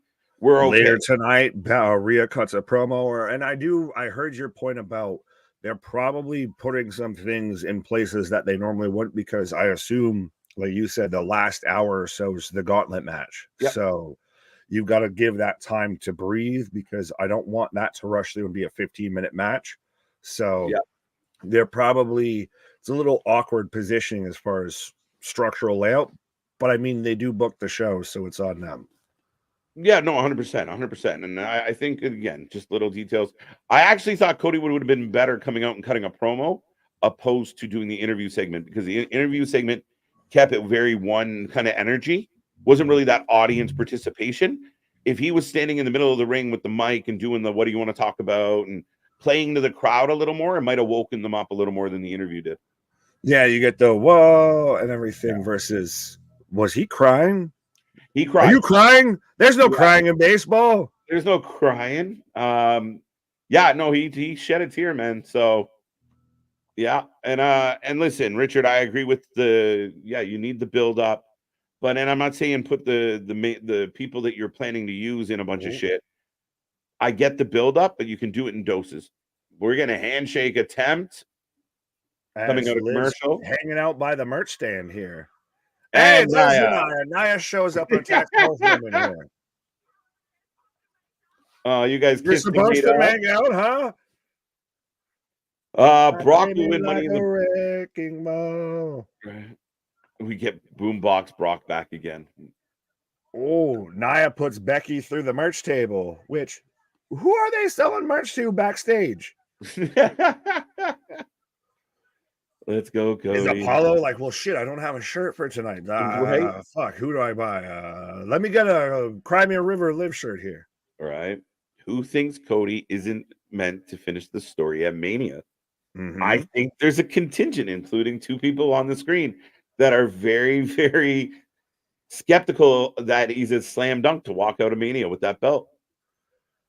Oh, absolutely. I think we could see very much Roman Reigns leaves WrestleMania 40 as your undisputed Universal World Heavyweight Champion. Man, people are going to be upset. And that's what'll make it just so much fucking sweeter. Upset. Like, yeah. Stay mad. Upset. Keep that same energy when they go to Madison Square Garden. Yeah. The home where Dusty should have won the belt and got screwed out of it and everything. And then you have your huge moment. Yeah. Same people that freaked out last year when he didn't win are still here screaming their ass off this year. Boss, when did I say that? Roll back the footage. But man, I think, dude, and if you want to like have like a legendary run of this heel, I mean, make Cody miss twice. Shit. And he takes over Hogan. Maybe. As I've got Shayna and Zoey coming out right now here. And they're matching, they're coming out in, I guess one's got a basketball jersey now and the other one's rocking the baseball. I mean, I kind of dig it, but they also look like they work at like a Dave and Buster's or a Buffalo Wild Wings. They kind of do, right? Well, would you like the Buffalo mild sauce or the insane sauce? Right. So we got a little bit of a backstage promo from. I do kind of like this tag team, though. I do.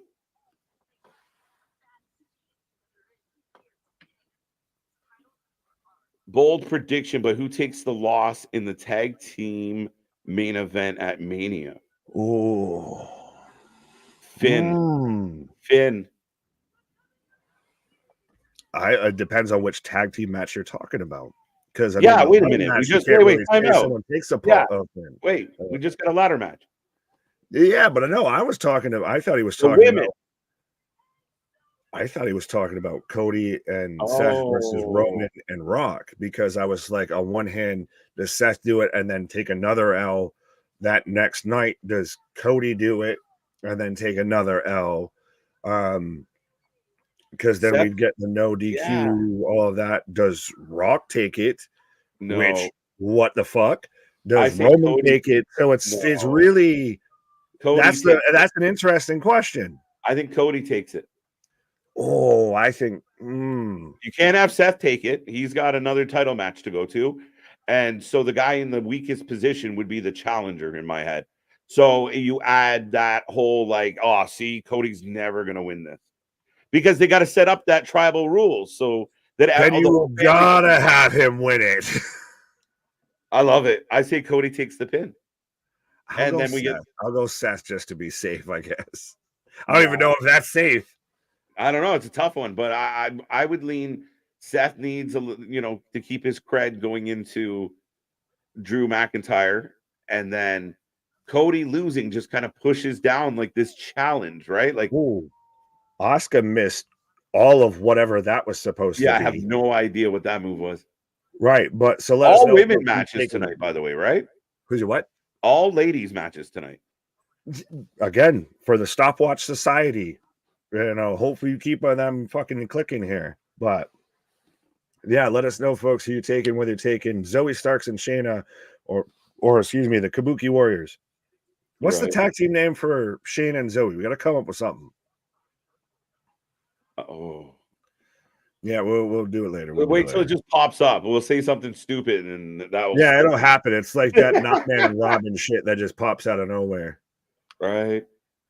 I say Gauntlet match starts at 10. I agree with you. I think they're gonna run the gambit with that Gauntlet match. Oh yeah. Zoey. Nah, now you're making me think of Shazam.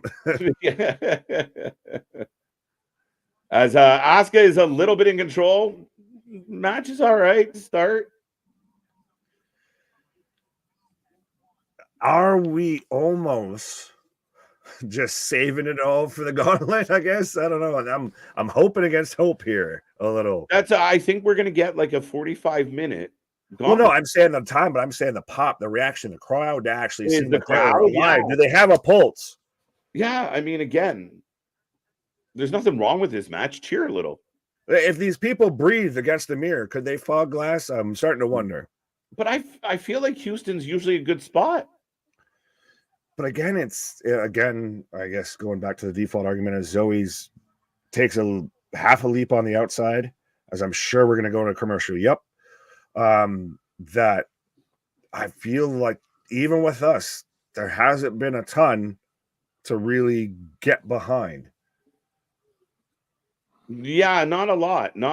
Like, again, it's not bad. It's just not really tickling the fancy. It's not really. It's really complacent. Yeah, you didn't expect much from Liv and Becky. I thought they put on a good match. You didn't expect much from the second match. And in this one, you're kind of like, oh, it's cool. I like Kabuki. I like them. They're just lacking a little. Who gives a shit? Little umph, but like I said, I'm waiting. Are we going to see in that last hour to where the crowd just loses their goddamn mind and everything? As someone who drives a Subaru, I cannot condone that. I don't. Jazz's daughters. I like Sean here. Keep the noise down. Houston is sleeping. Houston, we have a problem. Yeah, what is up, Houston?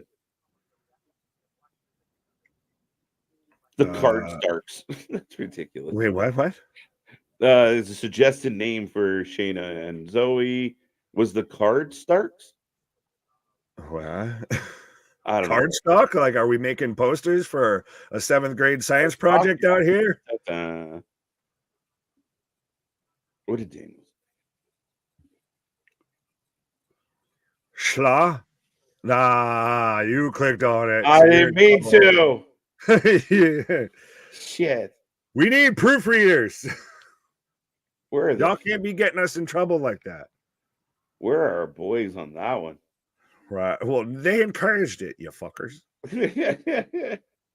Working against us. Yeah, it's all right. Trust me. James is saying it's a play on the game show, the Card Sharks. Yeah, I got it. Oh, I didn't get it. Oh, okay. But yeah, interesting. See, Daniel's wearing it like a fucking badge of honor here. Fucking. There you go. I could put you in a penalty box, but goddamn it, I respect you. I didn't mind it. I'm just not allowed to smile about it. Yeah, unfortunately. Here's an idea to wake up the crowd. Christian, are you William Hung? Honestly, because you were out here one night trying to get me to karaoke, Ricky Martin. Now you just want everyone to start singing Ricky Martin out here. Man's just a big fan of She Bang. Richard's saying essentially they need to build her as a dominant singles. Her and Zoey have similar looks and zero chemistry as a team. They're both better used as singles. I don't mind them as a tag team. I really don't, though. And I think there's potential there because they are similar styles, similar approach, physique.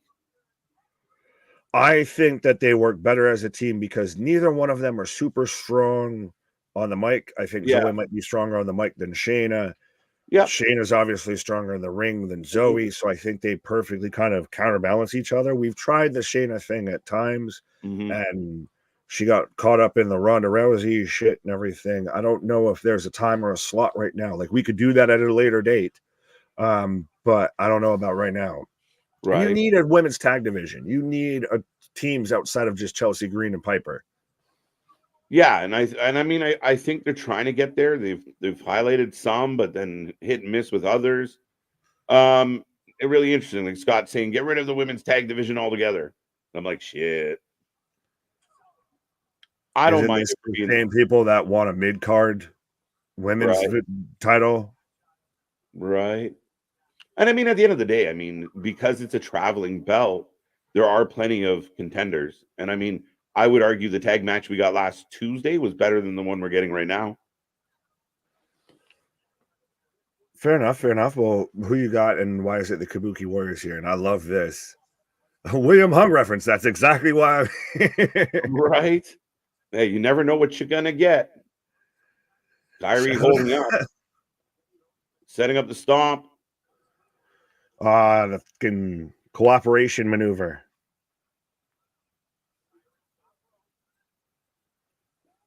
Oh, so let me help you. Grazer with that. We got a 2. I'm no William Hung, but at least I know how to win like always. Okay, DJ Khaled. All I do is win, no matter what. There were so many jokes there. I've been in the graveyards livelier than this. Yeah, they dead, and it's not like, am I wrong? But the match doesn't suck. No, and you like all these women. Literally, it feels like we're out here, cracking wise at a fucking eulogy and everything. Like, Jesus Christ, it's wrestling. Enjoy it, watch it. What's so wrong right now?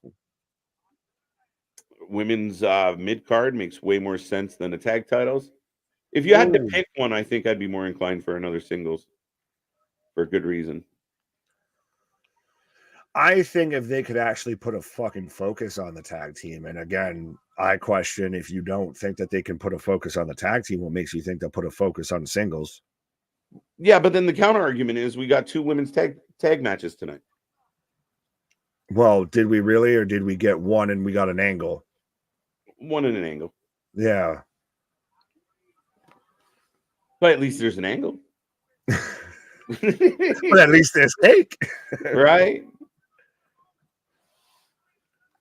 Oh, Asuka catching the kick. Turning, nice transition into that suplex. Right, belly to back. Release German. Sorry, Michael. Tagging to Kairi. Right, and I do agree with JV, right? The advantage of the tag title is you take 4 women and give them something to do. Yeah. I mean, he said it, not us. I don't disagree in the sense of, like you highlight more of the division. It's just you got to find a way to ripcord go to sleep from Zoey.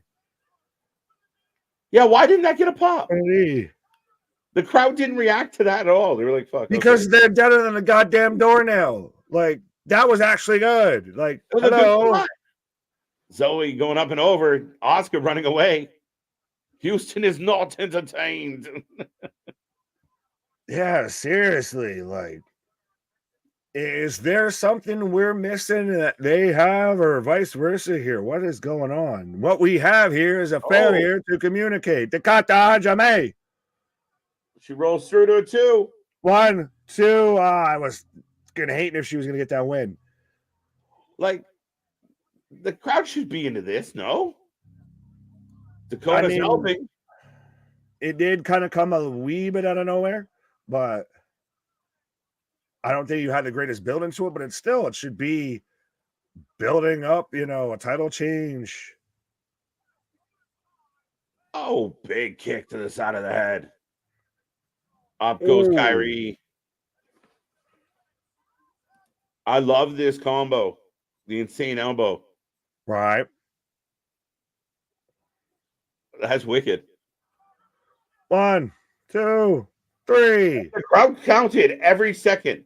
The entire crowd. 1, 2, 3. That was it. A mattering of applause, a polite golf claps in the crowd here.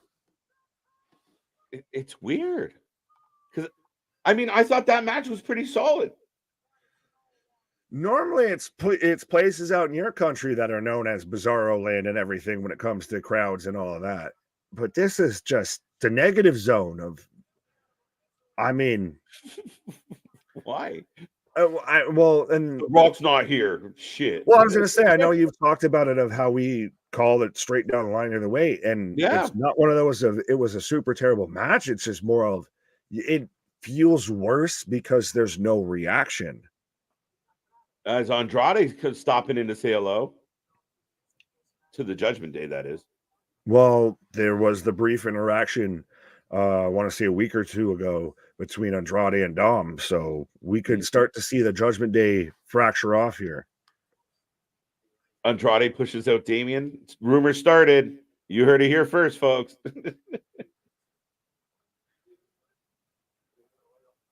So there we go.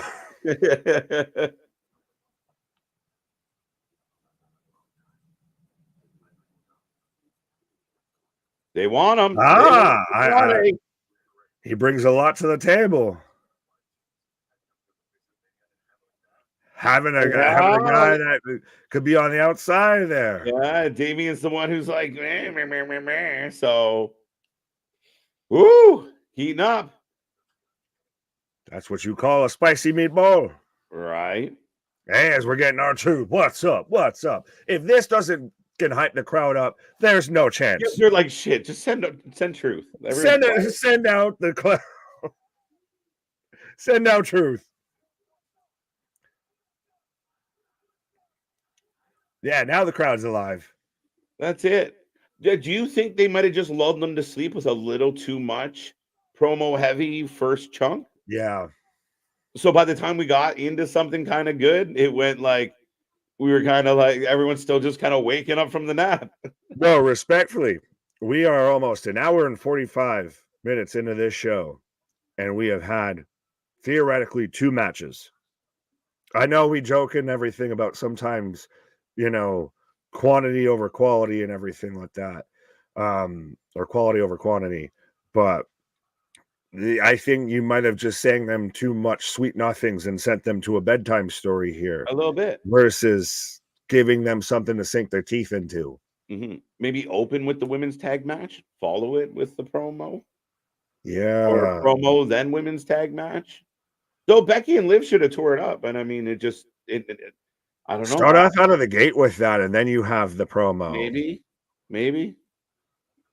It was really flat. 2-1, knew it. Triple H is sitting in back going, man, you have that. Jesus. EO's facial expressions have been top tier anime villain recently. Good. Digging in. Which shout out, it popped me a little bit of seeing on the house shows tours Zelina and Naomi did the Dragon Ball Z fusion dance and everything just for all my fellow Dragon Ball Z nerds. That was fun to watch. Nice. But even you could have had Seth and Drew in that whole promo segment. Like, that's the last thing you have before the Gauntlet match or something. It maybe puts it towards that level of you have top tier guys talking right before you have your mid-card title match or title feud. Yeah, maybe. Yeah, I don't know. Like I said, I thought Cody might have been better served with a promo instead of an interview, just so he could talk to the crowd more directly, not talk to Cole. Just that picky stuff. But yeah, I mean, Houston just been quiet. Now, one argument is they go to Houston all the time. Well, yeah, to me, it's the biggest statement for tonight is Houston, we have a problem. That's This is the why overarching feeling. this is why all your pay-per-views are going international, folks. Facts. But this is, again, though, why we always say the rest of them may suck, but we never do. Right? Yeah, act like you want it to fucking be there, people. Yeah, it's weird. You paid all that money, get involved. Get some energy. Right, otherwise you're going to be waking up at fucking 4 a.m. after an 11 o'clock end of a SmackDown here to go and watch, Backlash. Right? Gotta love a good fusion dance, facts. John C. What will Andrade and Judgment Day do for his angle? Well, he doesn't have one currently, so I would assume say start one. I like the idea of starting him with something. And again, it's the old adage of, if you're trying to build him up as a babyface, he doesn't want to join, has some really good matches with the people involved in the group. Right. Nice little rivalry. And then there's the other side. He's interested in getting in. Maybe it does make him a little more interesting. He's not the greatest talker, but he can get in the ring and bang. So maybe Rhea does some talking for him. It might not be a terrible take. Or even a Damien, and that's where you get, like you said, of one succeeds the other there. Right. Some saying they know they can do better than this. So do we. Right. Well, and then KO out here. Tony paid off the crowd to be there but not react. That'll show him. Well, he was worried about WWE paying for Twitter bots, so he's like, I'll just ticker tape parade the audience there.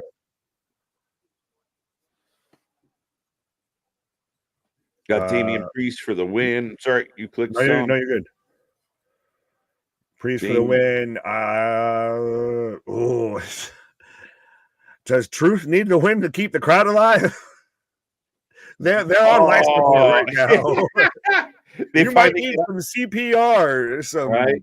As we get a Nakamura video package. Yeah.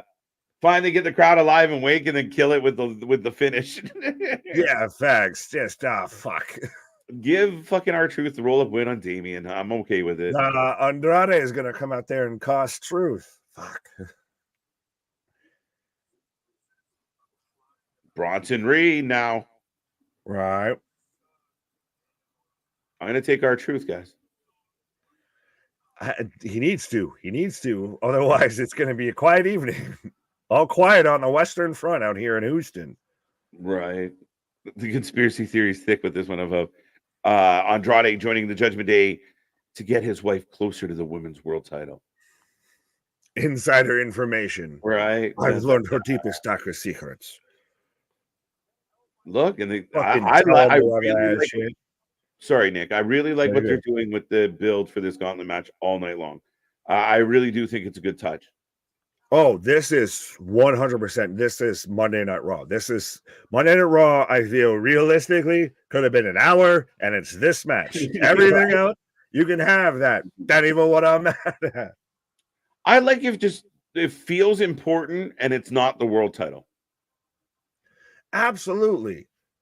And that's been very much of the new regime that we're putting all the titles are going to have some bit of relevance. We're going to have multiple layers throughout all the stories.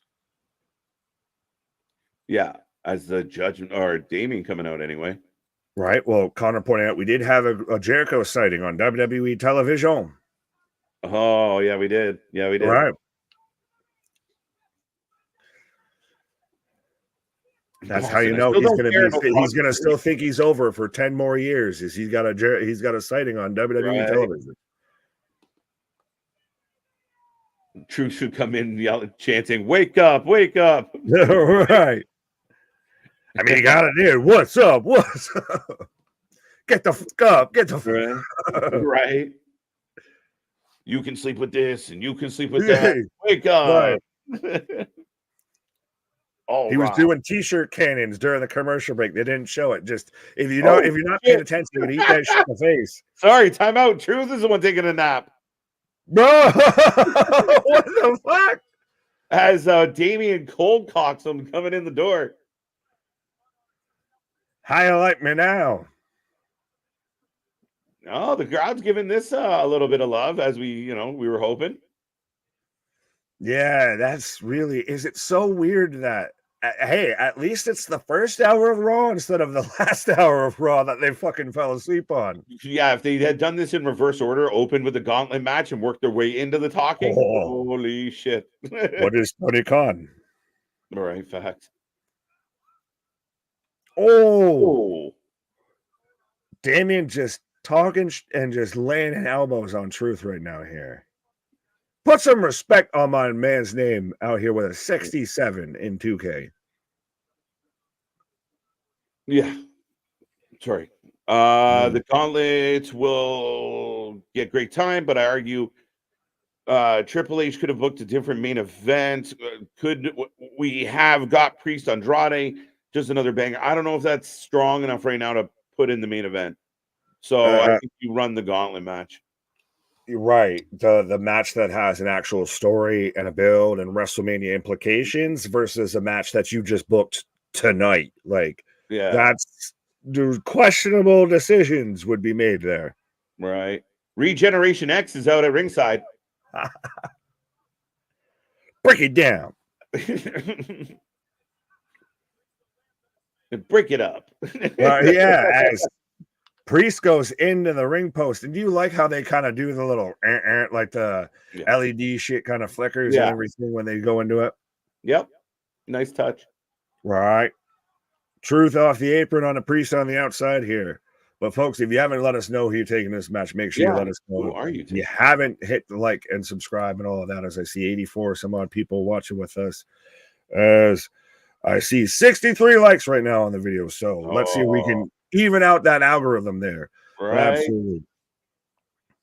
Do better, be better. Let's go. No, I'm just kidding. Right. But get in there. Hit that button. Who's getting Snickers for WrestleMania Saturday and Sunday? I'm sure we're going to have all kinds of snacks because we are going to be live for like a ridiculous amount of time. Facts. I first thought for half a second thought he was saying sneakers, like this man was just gonna come out here and just make sure he was fresh to death, all dripped out here. He was gonna have that Ric Flair drip. He was gonna have a hard time keeping them alligators down. Regeneration X greater than DIY. Yeah, it's actually more over. Sadly. Did the Houston crowd turn on their side? Andrade versus Gunther for the bell. 67 is his age. What's my age again? KJ Nick, when is Seth, Cody are announcing the tag match? They should be called Fast and Furious. No, that's the other ones because they're all about family. It's true. And they've both been in that franchise. So there you go. Right. I like Degeneration better than Regeneration X. The Regeneration X is kind of stupid. It hasn't even actually been a thing. We're pre-mad at that one. Did you ever watch the R-Truth game show on the WWE network? Yes. That fucking hilarious.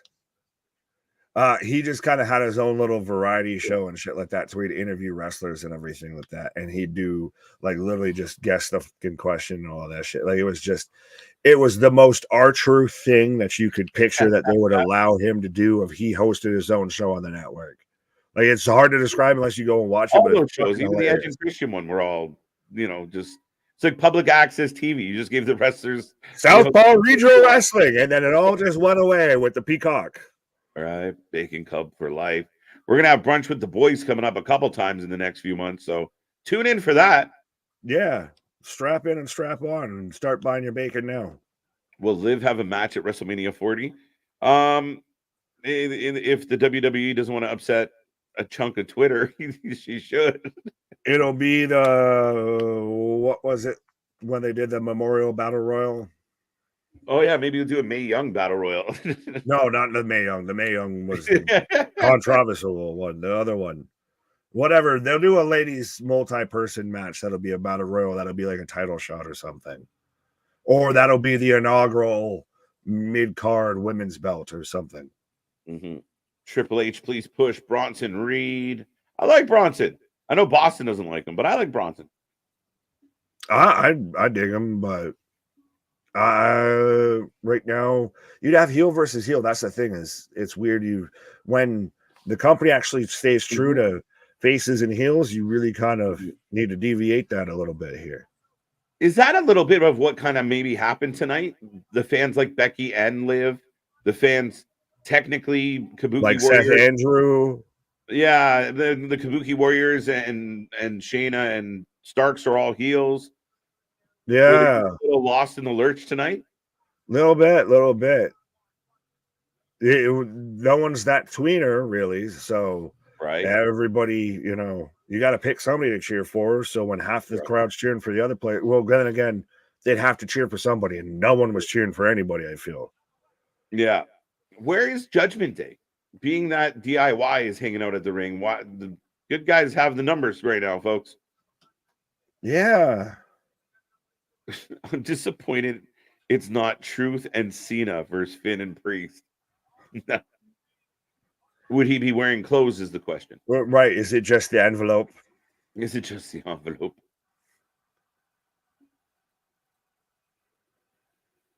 You can't see me.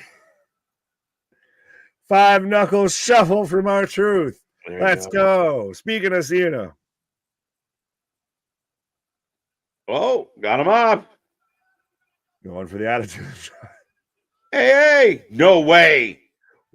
1, 2. Two guys. They got the crowd up now. Clean.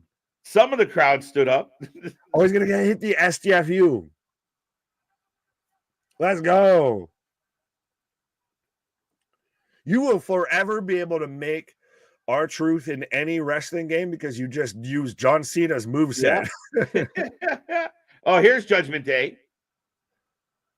Scrapping with Regeneration X.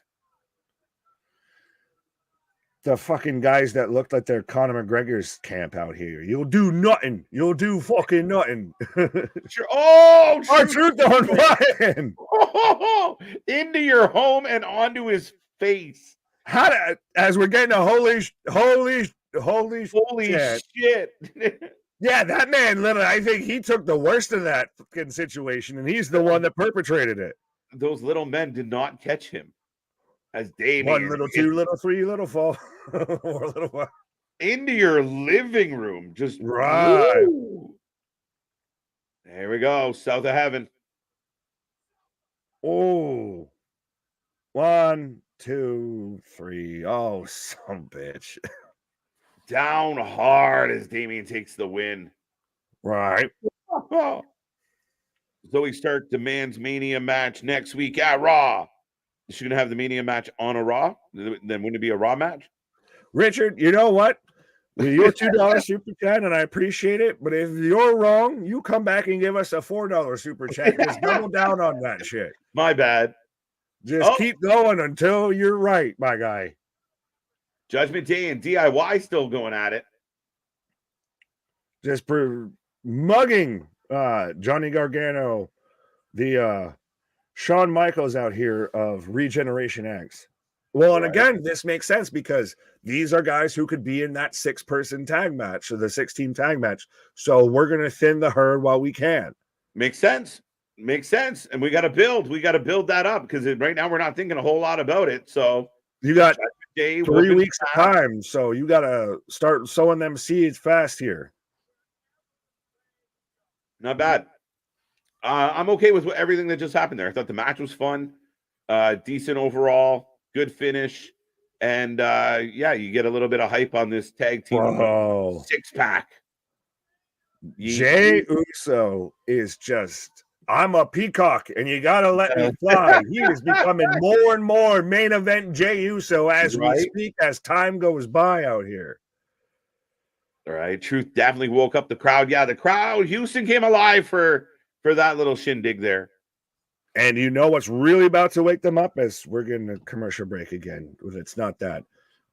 As we're hyping up NXT, which we'll be back at it like a jackrabbit tomorrow night here for. We got the Fallout with Trick showing up and everything like that. Right. Ridge Hall and Sean Spears. Right. The fucking Batman Joker storyline there. Hit me. Right. We got Gable or Sami as the story. Yeah, I like Ricochet. I think he would be a bit of a long shot. Though never say never. I do think it's between Gable and Sami as well, though. As your most likely. I know Nick's feeling a little bit Gable. I'm feeling Sami. Yeah. Could one of the other ones steal it and surprise it and still be a really good Mania match? Yes. But we'll see. Do we get a multi-person match again, like we've talked about? And sorry, I had to hot you there. That was all good. I kept going. When Raw goes to Netflix, will the crowd chants still be bleeped out? I don't imagine they would. No. I don't think so. It'd be silly. No. Now, an interesting thing that I've seen thrown out there is we're in a commercial break right now with Mike Tyson versus Jake Paul happening on Netflix. Yes. Is this a dry run for Netflix of a little bit? Are we going to handle a live show that's going to have that many people clicking in on that minute at that time? And how will our shit hold up and everything? Yeah, absolutely. Absolutely. And I think it's smart by them to have a couple things that allow them to try it out and really dig into it. Because I think it's going to, necessary steps. I think it's a good choice. We'll see. Hopefully it goes off without a hiccup. And I mean, dude, it's going to be interesting. So they're going to get views.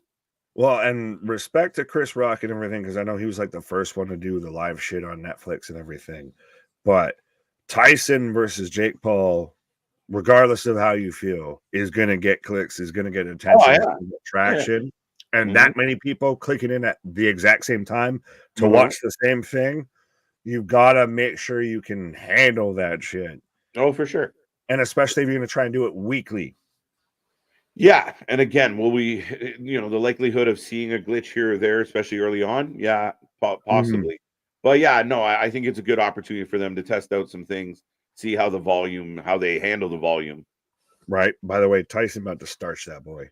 Like, right hand ER, left hand cemetery type shit. Right. Jimmy screws Jay at the end. Gable wins. Could be. Jay's not in the match. That makes even more sense. So yeah, right. No, that's terrible. We literally have the people in the Gauntlet. Yeah, I was like, there, folks, in case you needed to follow the bouncing ball. I just follow the chat. Like, no, you're good. I trust me. You would think that he would be a guy that would be in it, but I think we start to angle away from Gunther towards this Jimmy Jay feud. We need to start planting the seeds here. Yeah, he can't play again. They've started to establish the actual story for him. So yeah, you keep him out of this, and you got enough talent there to carry the weight. Jimmy's up next, so we'll see. Or Jay's up next, so we'll see what he's got for us. Right. I don't know what that is. Today's Raw was okay at best. We're not done yet, Richard. We're not done. Oh, as we're getting shout out, we're getting Buddy Murphy on WWE television, sitting there right there with Miss Rhea Ripley there, UFC 299. The space-time continuum goes quickly from Collision to UFC. I love it. I think that's great. I mean, see you soon, Murphy. Right. Hey, Tony. He's literally, they're doing the Matt Damon of, hey, Tony, how about them apples? How about them apples? One of the best lines ever. Major announcement from Logan Paul on Impulsive. Fuck you, Logan, because now we're just getting attention to his podcast, which I mean, I guess Turnabout's fair play, but I hate attention to his drink, attention to his podcast. I hate the fucking logo in the center of the ring. I don't know if they're really going to stick the big bottle in the middle of the ring like that all the time. Please don't. I don't think so. I maybe I'm wrong, but I have no issue. Put logos all over the fucking thing. I don't care. Do it around the fucking ring. Do it like the Octagon. But still, it's the center of the ring type of shit. I'm sounding like an old fucking person here. Old man yells at cloud of the mat is sacred type of shit. What I think, seeing the old like pay-per-view moments and everything of like, imagine if there was a giant prime bottle in the center of that, is like Taker's retiring or after the end of the streak and shit like that, and you're just like, oh fuck. No, I'm all about it. I'm okay with it. And what they should do is announce their sponsorships, and then announce because their fans are so loyal, we're going to take off 5% of our ticket prices as we have this huge new revenue stream, but they won't do that. No. That's the one thing when it comes to people making money is trying to ask them to make less money. Yeah. You're fucking be hard pressed for that shit. Right. Yeah. No, we'll take more. We'll take it all. But exactly. The crowd the crowd is alive with Jey Uso. But yeah, I mean, at the end of the day, I think that we're going to see several. I mean, we thought about it when the UFC, when they became part of TKO. We were like, yeah, they're probably going to do that. They're probably going to ask the WWE, like, why did you guys never do this? They're like, Vince makes us change it between every match. And you're like, okay. Couldn't you start with like the ring pads? Or like the post and shit before you like just dead center of the ring? And of all things, hey, just the first Slim Jim couldn't fucking slide in there. How about taking Slim Jim over Prime? Pause. Yeah, but we might get Slim Jim at one of the pay-per-views. Right. Fighting on a big Jimmy. Pause. Well, we got someone who's going to be taking on a Jimmy here, as we've got Jey Uso right now in the center of the ring. Dragon Lee is a new call-up, but he is protected. Only lost to Santos on the main roster. They're building him. Ricochet might just have his ceiling now. Mid-card guy, put on good matches. Yeah, but keep in mind, there's ebbs and flows, right? And it doesn't take much to get him back in the mix. Right. Sorry, I love this whole transformation of Jay going from tag team guy to now established main event guy. Main event Jey Uso is now in your city. Right. And his promos are underrated.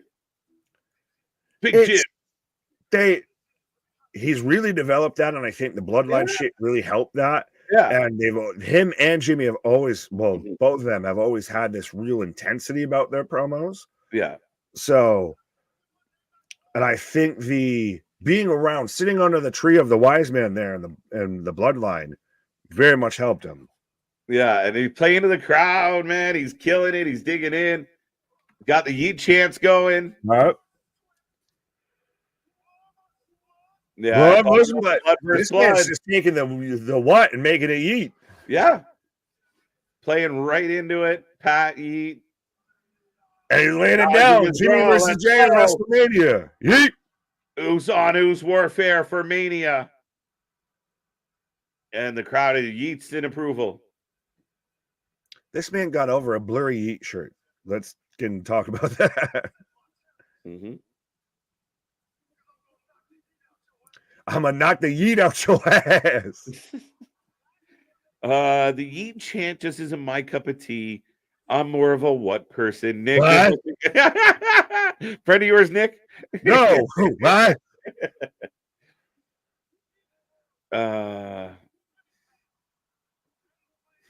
Trust me, the yeet's growing on me here. It's the same cadence.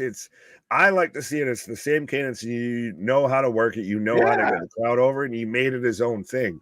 Like, you go to the Uso penitentiary promos to where your man Xavier Woods and all that. To now here, it's levels here. It's like seeing Roman go from. It's called a promo, kid. If you want to be the big dog, you're gonna have to learn how to cut one. But I think back to like when they were doing like the lockdown, right. and they just listened. They played off each other so well. But again, like you said, Jimmy's kind of upped his level. Now I want Jimmy to come out on SmackDown and do a no yeet promo. Yeah, well, it's so funny because Jimmy's like such the opposite of just a complete kid. I don't even know if he's super great on the mic all the time. Oh yeah, he's just playing around the whole fucking time. History is rewritten. We're getting the whole lineage of Gunther as IC champion right now. Ricochet is where it all started. Still the meanest pin in the most emasculating pin in all of wrestling. Stupid, sexy Rhea pin. And we're getting the whole somber music and everything. I'm just waiting for all around me are familiar faces. I think Tony could have used these peeps to do up that Sting video. Nah, because we still would have had to watch that shit on Twitter. Facts. Thank you, Bleeper. A wicked vignette. Oh, and it's going all the way back through the lineage. That's the thing, is the IC belt is truly the workhorse crown jewel. This is the litmus test of you are the next guy, is your good run, your, run with the IC belt and how they put that on you.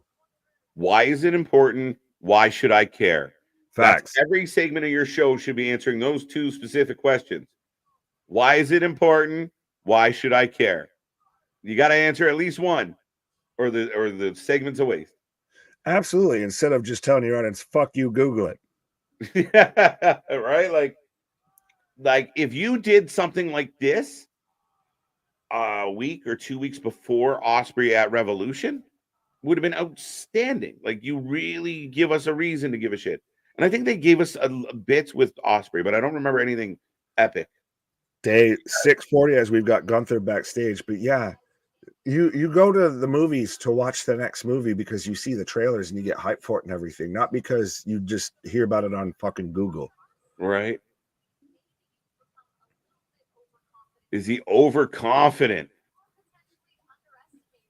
Gunther may just be my favorite up-and-coming guy. He is the future. Just a wee bit. Yeah, he's amazing. He's fantastic. Yeah. He could go on a very long heel world championship run and just feed him baby faces for ever. Again, just snapshot this right now and just replace the belt he's holding with the world title. You could literally almost just stamp the little WWE logo a little bit more prominently. It's the same belt, and we're there. We're golden. You're crazy. I know that, but that's besides the point. The Honko meter has run down past 0. Honky's out. Yeah. Well, not only does Gunther have the longest consecutive reign, he has the longest cumulative reign as well. Yeah. Right on. I love this version of the IC belt. I like it too. I don't mind it at all. It feels like every 5 years they have to they realize that maybe we should put some fucking momentum behind it. Shout out The Miz, who actually did it for a while, and even Cody, who brought back the white strap. Right. That's what I'm loving about the Triple H version of WWE, is things feel important. Things feel like they matter.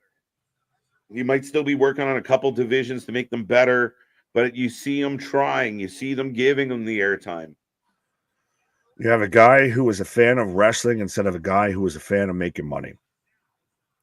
Yeah, and that's why he didn't care what he had booked for months. Right, because he was going to make money regardless. Give a fuck. Versus Hunter goes all the way back through the lineages. He's literally, we talked about it at the start of the show, of how most of the guys going to the Hall of Fame this year have ties to WrestleMania 1, because it's the 40-year, we're starting off. So we're 50 minutes instead of an hour, but we're starting off with Ricochet. The whole thing. I don't see Gunther being world champion, BJ. Big Nick. All right, we got a correction. Hold on. I don't need to be caught up in any other shit. So, not at all. Why couldn't we see Gunther as a world champion? You don't think he would do well as the champ? Like this big, imposing villain? I think he's one of the best characters on the show, one of the best characters in all of wrestling. And then his matches are bangers. I think he'd be an amazing world champion, just swatting babyface challengers like flies. Like, get out of here. Yeah, do it. It's yeah, thank you. 100%. He's just like, yeah, I'm amazing. I'm Gunther. I'm here chopping everybody. Yeah, it's 100%. That's where we should go. And I think we've seen this groundswell of people more. Okay, great. He's had this long run with the IC belt. We've kind of reached the apex of what can he do with it now. I mean, unless he's going to continue to just be the most dominant IC champ ever, and we see how that's worked out with Roman with another belt. Mm-hmm. I want to see Gunther elevate and graduate to that next level. Yeah, I want to see him climb. I want, again, and you're setting him up for Mania. You keep hyping up how long he's had the belt and what he's meant to the title. You keep building it. So when someone beats them, it's huge, and it will be, whether it's Sami, whether it's Gable, whether it's both. We will find out, but I think at the end of the day, it brings a whole level of intrigue. You really care about this match, and B, at the end of the day, that would be his chance to move on and take on a Drew, take on a Seth, take on some of the bigger names and dominate. Oh, absolutely. Well, and again, going full circle here, halfway-ish, of because some people thought that we're going to potentially see Brock Lesnar show up in this match tonight here. I would say Brock Lesnar versus Gunther, if you're going to do the match, fits more with a world title on the line than an IC belt on the line. Yeah. Absolutely. I will be right back. As KJ is going to take a pause for the cause, as we are in commercial break right now, folks. So we've got, I would assume, just the Gauntlet match left. So go ahead, let us know who you're taking for this match. You got 6 people to pick from. You got JD, Ricochet, Nakamura, Bronson Reed, Sami Zayn, and Chad, Ready, Willing, and Gable here. That's who I'm taking. No, you're Cody Rhodes. Wait, what? I don't know what y'all are on about. You can have that. Part of me thinks they need to set up the next IC champ as an up-and-comer. Could be. Or he should lose in a triple threat to allow to wait back for Gunther in the future. But again, what if still you have a guy like Ricochet who could be a workhorse? They literally showed how Gunther's an IC belt reign started from him taking the belt or beating Ricochet to have the belt there. And Gable is another guy who I know we both compared to, and multiple people have compared him to, as a, mini Kurt Angle and everything. Sami Zayn's another workhorse guy there. You can have it just still stay as the workhorse up and coming upper mid card belt there. It's all on. Eventually, you're going to have to take the belt off Gunther. So why not do it when you're at the peak of his situation? I feel you have people that you can use underneath him to continue on and continue to build and spread that title. And then you can elevate Gunther into the world title, especially if Seth takes time off. If Punk's still, rehabbing, what have you here, you're going to need people in that main event scene, and Gunther's a perfect guy to slot into that. Robert's taking Nakamura as I'm getting them mentioning how Muhammad Ali, I didn't float like a butterfly, sting like a bee. I was starting to go into the whole quote before here. But we're running through the whole 2024 Hall of Fame class so far as Bull Nakano, Paul Heyman, U.S. Express, and Muhammad Ali. And respectfully, I feel like some of these people I already thought were in there. I know Barry Windham's already in there at least once, but I thought Ali was in there. I'm surprised Nakano wasn't in there. But next Monday, we're getting a tag team qualifying matches. We're getting the New Day versus Alpha Academy. We're getting DIY versus anybody who caught that graphic because I talked too long. Let me know. But we're getting also a last woman standing match between Becky Lynch and Nia Jax here. Let's go. And then we're pointing out how March 25th, live from Chicago, Illinois, CM Punk will be on Monday Night Raw. U.S. Express, only one of the Hall of Famers. I don't know. Yeah, that's the thing. Well, I thought Ali would have been already in there. I'm surprised, honestly, that Bull Nakano is not already in there with everything that she's contributed to, especially women's wrestling. Mike Rouse out here shouting out, yeah, grilled cheese and tomato soup. There you go, my guy. I'm a sucker for a good grilled cheese. Trust me, that's always the staple. If you don't know what to make, butter noodles or grilled cheese. Yeah, no, it's not going to be Lesnar. $500 on Gable. I mean, if I didn't agree with you, I'd almost want to take that. DIY versus Creeds. Okay, so that is one of the matches. So we're getting 3 qualifying matches. I can't remember all of them because the graphic went away too fast while I was talking here. But we're getting a trios of tag team qualifier matches next week on Monday Night Raw, plus a last woman standing match between Becky and Nia. I've got JD McDonagh coming out right now here, folks. I love the Allstate Arena. I just hate driving to Rosemont. Okie dokie. Referencer. Explanation. So we're starting off with Ricochet versus JD. So let me know who you're taking to start off right now, this gauntlet match here. I think this has got to be one Ricochet, my favorite fighting Irishman here. Now it's going to be, I'm wondering, who do you have as your last two? That's what I'm thinking about, because it could be Bronson versus Gable if he's got to can suplex the shit out of that big beefy boy, or we get, a Sami or a Ricochet taking on Gable. I still think Gable is in the final and wins, but anyways, you get, that high flying babyface, both men want it and they just can let their hearts out there in the final. But let me know who you're taking, whether it's Ricochet or JD. I'm taking, one half of the O'Shea brothers out here. He's going to get his name on the water tower, beating JD McDonagh. Gable versus Sami Zayn for the win. Ricochet wins the first match. As we're sliding on the outside, he shall be joined by an actual Irishman and for the mighty Ricochet-mas. We haven't even talked about Sheamus out there deactivating his whole Twitter. And then everybody always going to AEW. To fight who? Can Hobbs to fight Wardlow? Nah. It's only right they only pull out the gauntlet match only around WrestleMania season. That has actually recently been a trend of. That's how we got Kofi Mania here.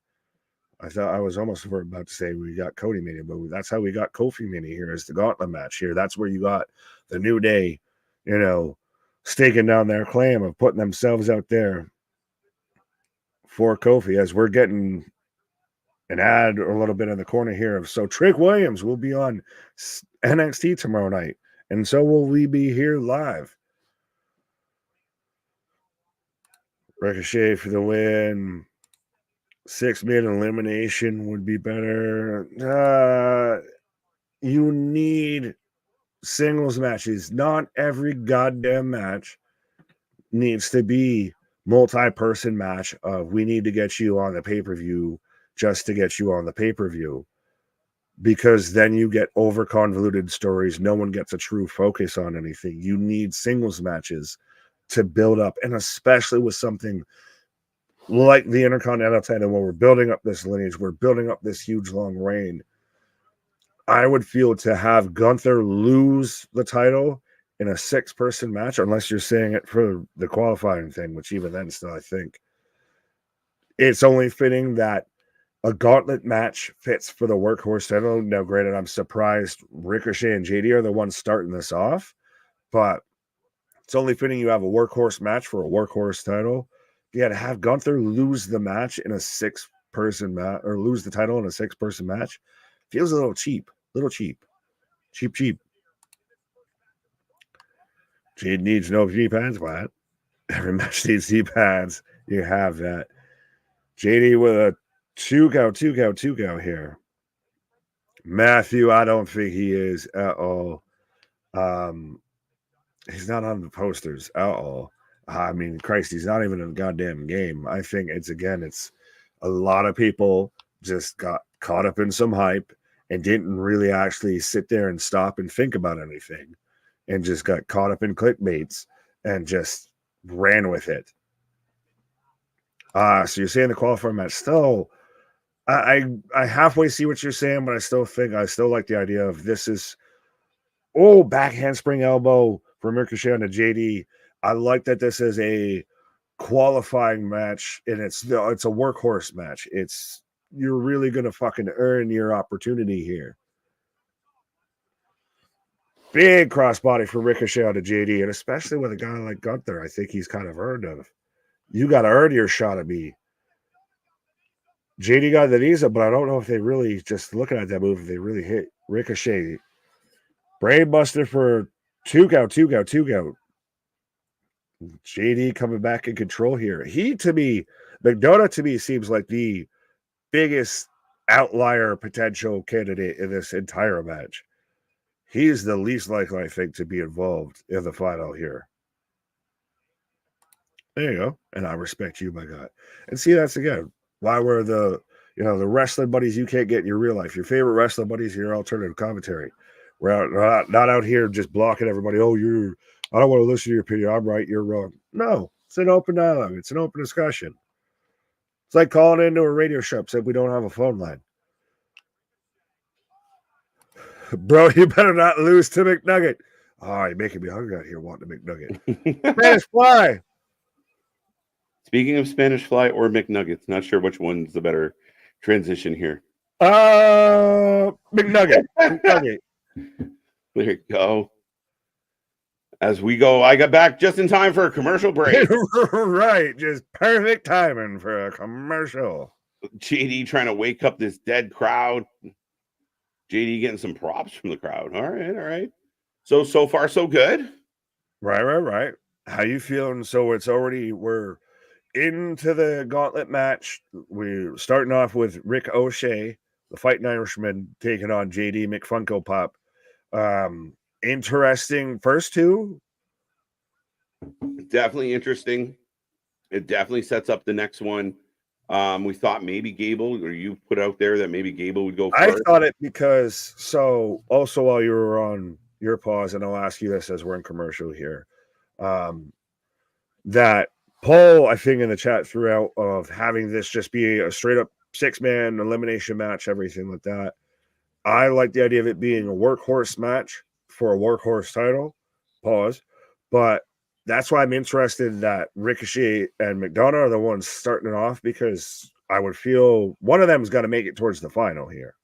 Maybe not, though. Basically, not necessarily with the lineup that's coming. I think Bronson's next, so I think Ricochet wins this, loses to Bronson, maybe. Well, and that's another question. Who would you have as your final two? Not even who you have as a winner. I think we both decided Gable, Sami. Who you have as your final two? If you can bring it down to Gable, Sami, I think that would work fine. Do you do that like two fast-paced, like two guys that are just going to go hell for leather? Or do you do like smaller guy versus big guy like Bronson? Yeah, I think Bronson might take one of them to the limit. I think there's a lot of opportunity there to have a little fun with this, especially because the early portion of the show might not have been the most riveting. But I think overall, dude, I think you bring it down to Sami and Gable. They're the favorites. They're both baby faces. They're going to get huge reactions at the end of a long match. You have the chance to leave the show in a good place. Nakamura is I just realized, A, he's in this match, and B, he's a weird outlier, because I'm like, where do I slot you in here? Because I'm thinking of like probably Ricochet loses to Bronson. Then you get like Gable that has to, suplex and show off his strength and fucking pulls one up over on Bronson. And then you get Gable, Sami at the end, and that's where you maybe start to get that Sami heelish turn or that attitude. Maybe if he's frustrated. Adjustment there. He snapped a little. Yeah, maybe fed up of losing, fed up of being perceived a certain way. It definitely feels like they've been toying with that idea. Right. But yeah, I think maybe Shinsuke comes out next. Shinsuke takes out Ricochet. Nah, Ricochet goes over Shin. Bronson takes out Ricochet. Gable takes out Bronson, and then we get Sami and Gable. Not bad. What about Brock? As we come back from commercial break. And I say, hell no. What's going on? Right.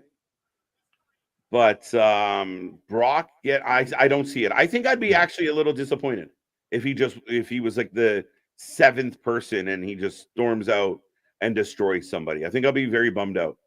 It would be the same response, if not probably worse, than when he showed up as Mustafa Ali's out there grabbing, the Money in the Bank briefcase and just stops and looks and just watches this man walk all the way down fuck him up, take his briefcase, and leave. Or the Rumble. That happened too, where him and Ronda are going to come in at 30 and just take it. We've been here with Brock.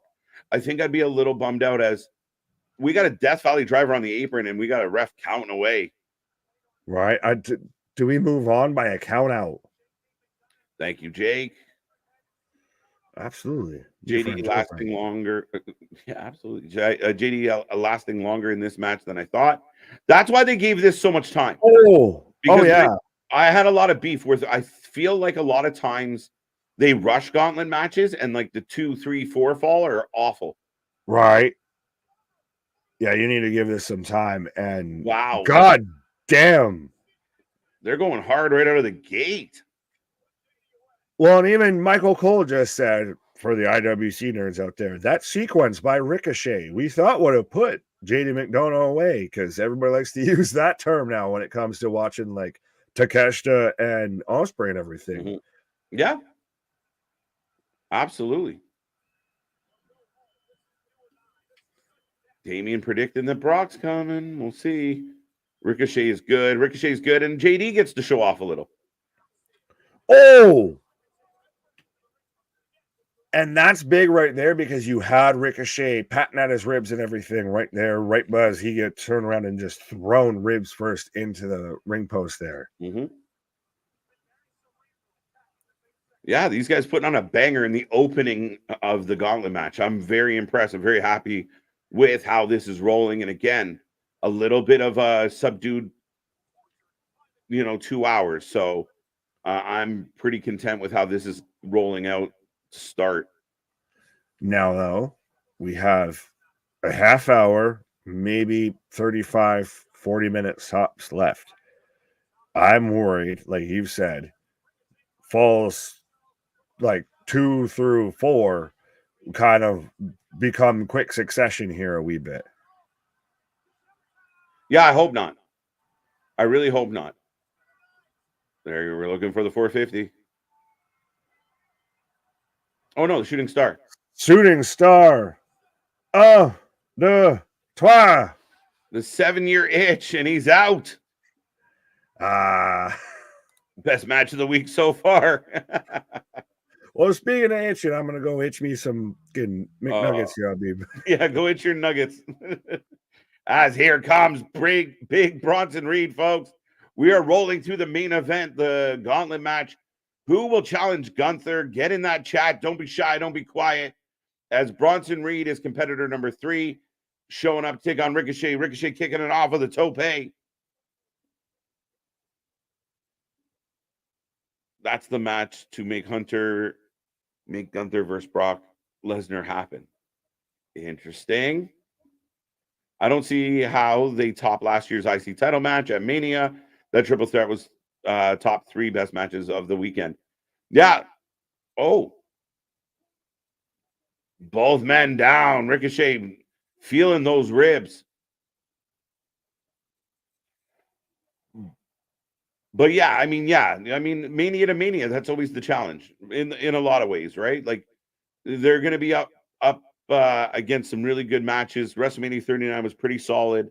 I know people hated it because Cody didn't win, but outside of Cody not winning, I thought overall WrestleMania 39 was a real strong WrestleMania, and it feels like they're trying to make it big. So we'll see.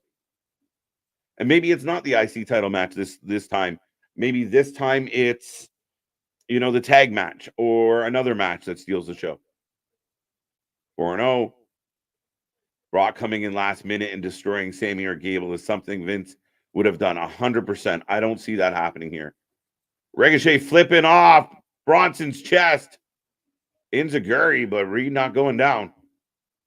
Oh boy, Bronson going to destroy Ricochet. I don't know. And Bronson just dropping Ricochet down. JD and Ricochet are definitely workhorses. Hell of a match. Hell of a way to start the Gauntlet. And you know what? Again, not a real quick roll-up. Tsunami. Goodbye, Ricochet. Bronson moving on. And again, I think we're 2 for 2 right now. That was a decent exchange. Bronson's a big bully. Sami Zayn is number 4. I'll take it. Missed it. Bronson Reed to eliminate Ricochet. Sami to eliminate Bronson. So interesting. WrestleMania is a mess this year. I don't think it is, Paul. I mean, again, if the chat feels that way, I'm all ears. But I have no reservations for what we're building for WrestleMania. It being a mess, I think it's hyped. It's crazy. The buzz around it is exciting. The number of people that will be attending as we get the moonsault off the guardrail by Sami on the Bronson. I feel like we're going back to a commercial. And there we go. Yeah, I don't feel like it's a mess at all. I wonder why you think that, Paul. We haven't seen a ladder match in a while, aside from the Money in the Bank. But for a title, it's been a good while, so I'm excited for that. 100%. 100%. Again, when you don't overdo it, it's cool when you do it. Bronson Reed for the win. That's for Paul. I'll leave it alone. Sami will eliminate Bronson and Shin. Yeah, that sounds interesting. Gable come out last? Yeah, okay. He has to. He has to at this point if it's going to be Sami Gable. So 5-1, just as I predicted. Reed eliminated Ricochet. There you go, Christian. It's a mess. How? I don't understand. I don't follow. What's messy about it? Sam will beat Reed. Makes sense. Then Shin. Then Gable. Yeah. Brock can't return to WWE. It's been confirmed. He's out forever. I don't know, John. I don't know if that's fully factual. Not going to go too far into it right now. But again, a lot has to unfold in that case. And as far as Brock's participation, I think it remains to be seen. And until they walk that walk, again, if he is completely cleared from any wrongdoing, does that change the narrative? I'm not saying he is, but what if? 5-1 tonight. Jay is about to win and no yeet. There you go. Sami to eliminate Bronson Reed. Fact. It's been 6-0. I feel like has there been 6? It's been a crazy night. Sami will beat Reed, and then he'll beat Shin. So a lot of people feeling the same way. I'm still for it though. Okay. I just don't think it's been messy. I think like heavy focus on the superstar, like the heavy end of it. The Rock, Roman, Cody, Seth. I like it. I think it's working out okay. I'm a little surprised with the tag match, but I'll take it. Rhea Ripley, Becky setting up nicely. Now you got something for the NXT for the women's tag, the men's tag titles. Bailey and Io is a match that people should not sleep on. I think that's going to be a great match. So yeah, I like the setup. I like the build. I like where we're heading, and there's still plenty more to roll out and see what we get.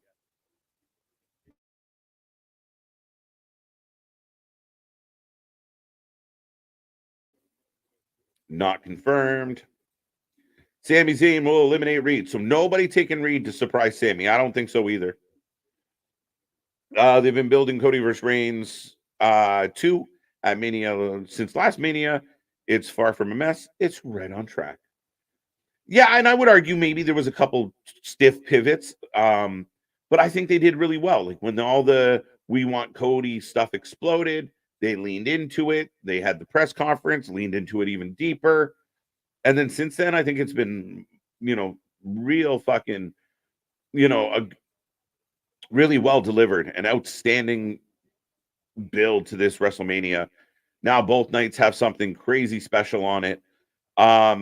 Seth versus Drew should be a good match. I'm curious how that's going to play out. I'm curious what else is going to be on the show. I think they're going to go as big as possible. Will we get, Rocky? Will he show up? Not The Rock, Rocky Balboa. But we are coming back out of commercial break, folks. I'm taking Bronson Reed, says MDB. I got Sami Zayn.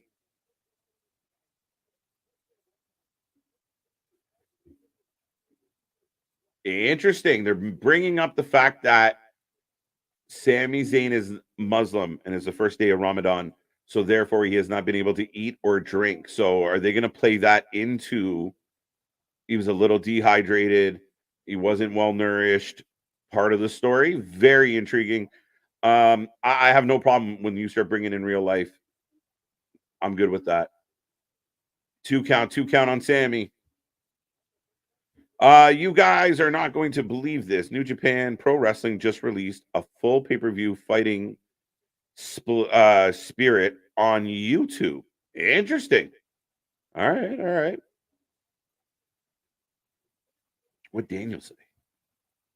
I laugh my ass off if Mercedes doesn't show up at Wednesday and winds up at Mania to help Bayley. Highly unlikely. It still would be kind of funny. I mean, we said that before with other people. So, yeah, I mean, but yeah, let's be realistic at this point.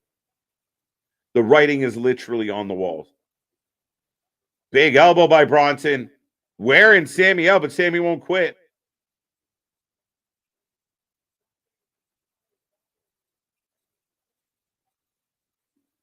Sami has finished the story. There's Sami, Cody. Now here's a question, Easy Bake. What if it is, Cody still hasn't finished the story? Joseph cheering up some AEW. No Imperium in the ladder contender match. I think Ludwig got legit hurt last week against Judgment Day. Sucks. Hope he isn't out long. Yeah, I don't know. I haven't heard any reports about Ludwig, whether he's in or out. Oh, Sunset Bomb. And he gets him. Sami gets him. Crowd pops. Okay. And here comes Shinsuke Nakamura. How you feeling about the gauntlet? We're moving through. Oh, Bronson pounding on Sami. Not happy. I wish I could go with David. I don't. I love the shit. I have Mercedes returning to WWE in 2 or 3 years. I mean, she went public on the record that one day she will be back. I say 2 to 3 sounds pretty like sign a 2-year contract for $10 million with Tony, and then come walking back in the WWE in 2 years after being the women's champion for a year and a half. Think about it. It's possible. Cody loses to Reigns, snaps, starts driving a book mobile around, shouts like a madman. I'm finishing at least one of these. And Nakamura is setting up Sami, who's got out of the way. 2 count on the roll up. Basement Enziguri. Don't know what that is. Sunset flip for the win. I just hope they didn't work themselves in a corner with the stipulation of never going for the title. You might have to elaborate on that one, Easy Bake. 6-1 predicts Sami eliminate Reed. There you go. Are we going back to commercial? Nakamura in control. Sami gets knocked over the announce table, and we head back to commercial, folks. I will take a minute to remind everybody out there, we will be back tomorrow for NXT. It's going to be a fun one coming off the heels of Roadblock. Should be a good show tomorrow. Of course, Sean Spears is going to be there again. We'll see what happens with Gigi and some other things. Should be a good show. Dynamite, Big Business Wednesday. We will be live. Looking forward to Big Business. Obviously, we'll play the game. Is Sasha going to show up? Is Mercedes going to be there? Plus a pretty stacked card for Big Business, so don't miss that. Thursday's Impact, Friday doubleheader, Saturday Collision, and maybe Wrestling Revolver and more coming your way. We're working on a whole bunch of stuff. We thank you for joining us on this Monday night, and make sure if you haven't done so already, hit like, hit share, hit subscribe, and be a part of the family. Be a part of the wrestling utopia, as I like to call it. Woo! I think I did that all in one breath. Shin has to beat Sami to move on, or you risk Shin looking weak. Let's see how it plays out, Boston. Not necessarily. Again, there's something to be said if he gets beat by surprise on a Sami that just won't quit. I'll be okay with that. Gable should have started it. Yeah, I'm a little surprised that Gable didn't start it. So Gable coming out at the end, interesting to me. And maybe that's what happens. Does Shin beat Sami, and then you avoid Sami, Gable, the two baby faces battling each other. You go Shin, Gable, Gable beats Shin. If Shin wins this round, Gable's winning for sure. It could come back to bite them, considering Cody spent the whole time in AEW under the stipulation of not challenging for the heavy. Okay, so was that included? You guys might have to get me up to speed on that. Did I miss the fact that the no title shots? That makes me feel like I hate that because it really makes me feel like he's going to win. Kinshasa. Chad Gable needs to pull off a miracle. Not really. He's sitting pretty, to be honest. Yep, that's what I'm thinking, Money. I hope that's what it is, because if Shin takes the pin to a guy who just wrestled a match and then got his ass kicked after it and he gets pinned, not good. Again, I think that's too broad. I think it spelt out that way of like, he comes in and Sami just beats him. Yeah, probably not the best look for Shin. Let's see if it happens and how they get there, because there is a way to pull it off where everyone's fine.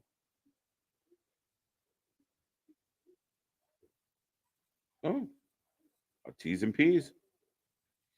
Maybe Shinsuke does win, cause even though we want Gable over Sami, last two we probably doesn't want Gable booed if the crowd were on Sami's side. That's the interesting part. Like, part of me, when I originally mapped out the theory, I was wondering if you could sell us on, the crowd is just happy for both guys and making a whole lot of noise for it. But there's something there. NXT building, stand and deliver tomorrow, 100%, as we will be here live on WrestleMania weekend. We do the stand and deliver pre-show. I think we're going to be on around 11:30 a.m. Eastern time, and we don't go home till that night. So 10 plus hours all day. Then we're back on Sunday for more. Plus, we're trying to fit in some of the independent shows, as we got the Telestrator out by Pat. But yeah, we'll be here all weekend long. WrestleMania is building up. We love our Mania marathons here. We're looking forward to it. And if you ever guys want to do us a solid, I mean, you could do it beforehand, but that is a weekend we really look to blow up the channel. And remember not to show up nude. Unless it's that kind of party. That's a great point. Too bad Nakamura is not still in New Japan. Him and Naito for the IWGP title would be take my money. Not bad, not bad. Blue Thunder Bomb! I don't care about the show me the damn match. I agree with you on that. Like, the match is happening. Use the doodly thing when you're not covering live action.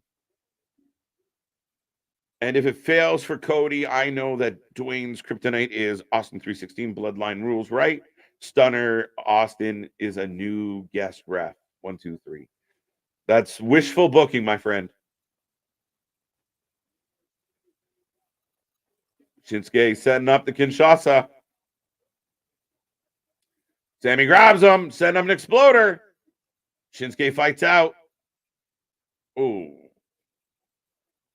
So far, a very enjoyable gauntlet. The commercials kind of hurt, but each guy looked good so far in the match. I like that they gave it so long, and the matches feel like matches, right? You don't have a half an hour, and you get roll up, DQ, and Zayn pins Shinsuke. See, I'm okay. I'm okay with that. This Shinsuke is just a supporting role in this story.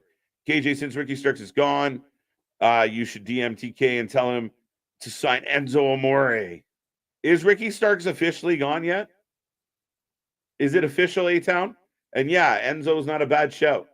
I still say there's a place for Enzo. Gable standing up over Sami. That was he breaking down. There was nothing to break down. He was even breaking down the ref's thoughts. Yeah, right? Like, just get to the match. The match is on. We just came off a commercial. We want to know how the match is going. Nakamura and Sami match sucked in NXT. I don't think that's accurate. I could be wrong, but I don't think it did. At least Eric Carmen had 2 hits. There you go. Wow. I say Punk special ref for Cody Seth. They'd be very interesting. I'd rather him be the special ref for Seth and McIntyre, right? And Gable out here with the Germans. So we do get Zayn versus Gable. We did. There you go. You're not a fan. We can agree to disagree. Yeah, I think Shin will be fine. Again, I don't think it was just cut and dry, but Sammy's on a mission, so I'll accept that. Sami and Gable are going to go 15. Yeah, they've made this a main event to behold. 7-1 Sami to Zayn eliminates Nakamura. But the building up is as a threat might be on a pause. I don't think it is. I think he's just kind of in that mid card, and Shinsuke cuts one of his cryptic promos or his little vignettes, and we're back to business. I think certain people, and I think he's one of them, that he'll find his way back. And again, losing in the Gauntlet match to Sami, who's the story right now, not the end of the world. KG, do you think it was a mistake that Cody never won an AEW championship? Probably. If you look at his drawing power but maybe not in that building. I mean, again, he might have had to be a heel champion, which he did not want to do. So I think you could have gotten more out of Cody Rhodes, him having, a lot of his storylines didn't really matter, didn't have the greatest of depth. I didn't love all of them. And then he got way too much promo time and it came off political and campy. But yeah, I think that Punk and Cody are two of Tony Khan's biggest fails that AEW is still feeling the effects of today. I want Big Bill with Lexi's King. Interesting. That could work. I keep saying that Lexis needs like a diesel type. So yeah, that not terrible. No, Ricky is not gone. Soon, Robert. Soon. His bags are packed and out the door. He's done. I guess Brock is back on the roster. He's on the website. I don't know what that means. So I know a lot of people thought Brock would show up tonight and surprise everybody. I still don't believe that's going to happen, though we're about 13 minutes away from finding out. I'd be very disappointed if he was. I don't know. I have no idea. Maybe they were legally notified that they're not allowed to do that because nothing's been proven against him. I don't know. I have no idea. Guessing. Tony No said he's not gone. He's in Ring of Honor right now. Oh, good. So gone, essentially. That's the same as gone, Robert. Like, I don't think it buries Shin, but it definitely doesn't help him after all the nice build we've been getting from him. I get the argument, I really do. And I think the earlier why, like I said, like Gauntlet matches were never my favorite because you had to get like these quick finishes in. Now, granted, I feel like they're doing a lot better tonight, but I still feel like there was a lot of time there where you have to make those hard choices. If you're going to put the decent people in the Gauntlet, somebody's going to take that loss. So I get your point. I really do. I'm just kind of letting it slide of like, it's part of the byproduct of what we're watching. Am I the only one who hears Gauntlet match and envisions wrestlers around playing Gauntlet and storming dungeons? I always think American Gladiators. Y'all remember the Gauntlet from that? You had to run down the tunnel and these massive juice monsters just shattered your face. Sami has to win. Check out Gable channeling his inner D-Generation X. There you go. Look at that ring gear. I brought all my quarter and I call the wizard. All right, that's for you, Daniel. Is this the 8th match now? Maybe. I don't know. It's been a lot. Hard to follow. It definitely doesn't help him, but right now Shayna has no clear Mania plans unless the Battle Royal happens, which he won't win either. He's just a role player right now, 100%. Again, I don't know what their plans are for him. His plans could resurface post-Mania. And I do think like we got a lot of Shin for a while. We've enjoyed it. We'll see if it's just a part of their cycling process.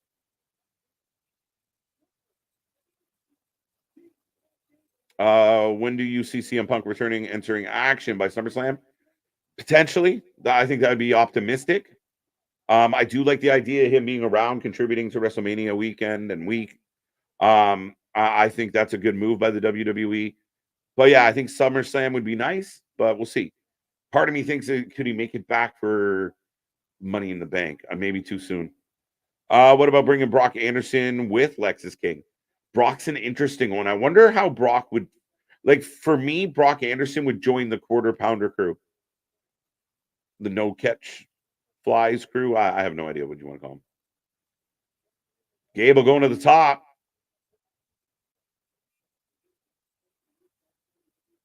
It's just a role player at the moment. You had the out for Sami, and they had a chance to keep both strong. Yeah, but if your goal is for Sami to win this, I mean, that changes the perspective completely. Now, he might not. He could lose to Gable. But again, if you're trying to tell this story that these were the two favorites to win, yeah, they had to go through some challengers. And so if Shin puts out Sami, you give him the out. But we got a two on a roll up. But yeah, I mean, again, I think, yeah, you have to have, Bronson could have used the win. He takes it out. I just think it's the nature of the match. I'm listening to AI version of Bob by Korn. Oh, fucking A. Sounds sounds vitamin worthy. Good to see you, pal, by the way. KJ, you mean Regal Jr. and the Jesters? I like that. That's not bad. As both men exchanging forearms. I've heard Brock Lesnar is not coming alone when he returns to WWE. Dun, dun. Who would he bring with him? If Gable wins the Gauntlet, then he has 2 words for Chad Gable. Thank you. I think you mean for Sami, or just thanking himself. Fair enough. There it is. WWE SmackDown on Friday. The Rock is featured in a segment, plus Bayley versus Dakota Kai on as well Friday. Stream SmackDown on Friday. That's right, Richard. We will be here live. It's going to be a fun one, and we're looking forward to it. And again, the rumor is the return of the Rock concert. Oh, crowd's a little bit on the quiet side. If Gable wins the Gauntlet, then he has 2. Oh, I got that one. Yeah, I'm going off my opinion.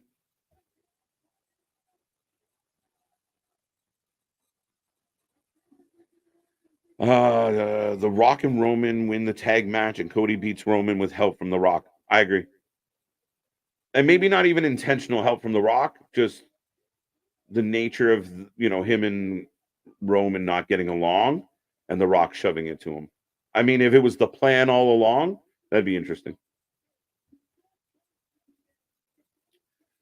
WWE has a lot of contracts up after WrestleMania, so why are they not re-signing them now? With all the money we be making, should be a no-brainer that they offer more money to keep them. I think it's a matter of assessment, and I think the people that they haven't re-signed, they're confident they will, or they're confident that they don't need to. So I think they have a very big roster. I think they're putting an influx of young talent up.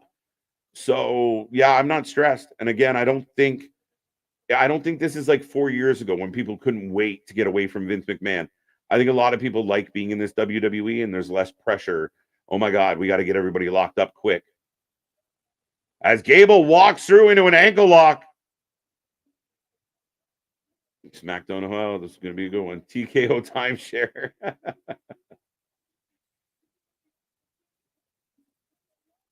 What does anyone want Brock back? More on with new stars. 100%, Robert. I'm 100% with you on this one. He pulls him off the ropes. Is Sami going to tap to the ankle lock? Not today. Not yet, anyway. Oh, Gable won't let go. Yeah, I completely agree. I'd be very disappointed if Gable gets this win or Sami gets this win and Brock Lesnar comes stomping out to the ring. I'd be very bothered.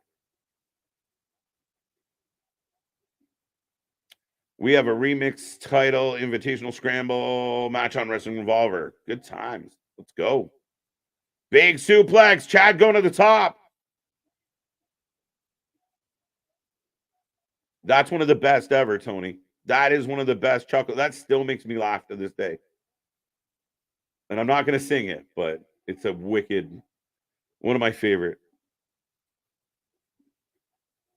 You're right, though, KJ. If Sami wins, this is all a move. Yeah, it's really interesting, right? I'm more inclined to agree with you if he loses. Like, yeah, why not just have him beach and... Oh, no, he snaps him! Oh, that was so close to 3.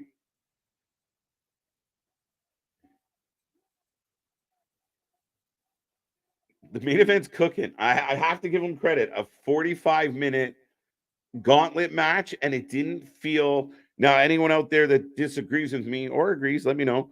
I didn't feel like, oh my God, will this ever end? Every phase of this gauntlet match, like for all those who are going to say, oh, we didn't get a whole lot of wrestling, we got essentially 5 matches to end this show. So, yeah, we understand why the first hour and a half a little bit on the slow side, and some of the matches didn't compensate for the promos we were getting. But the trade-off was basically an hour dedicated to the main event. And for anyone out there that says, well, I mean, this is, you want your Intercontinental title to mean something, to be important, to matter. And if it doesn't matter more than going for a 50-minute main event, I don't know what will. Great main event. Yeah, I'm really surprised. It wasn't your conventional kind of, we rushed through 4 falls. Oh, the bridge. Sami barely gets out. We rushed through 4 falls to get a finish, and to get down to the final 2. But another ankle lock. Gable is putting on a clinic. And I'm more convinced than ever Sami's going to win this, because Gable's kicking the shit out of him so much. There it is. Roll up, and you're a winner. And I can hear it already. Shh. Sami had no choice. Sami rolls him up. Dun, dun, dun, dun. No. Someone going to WrestleMania.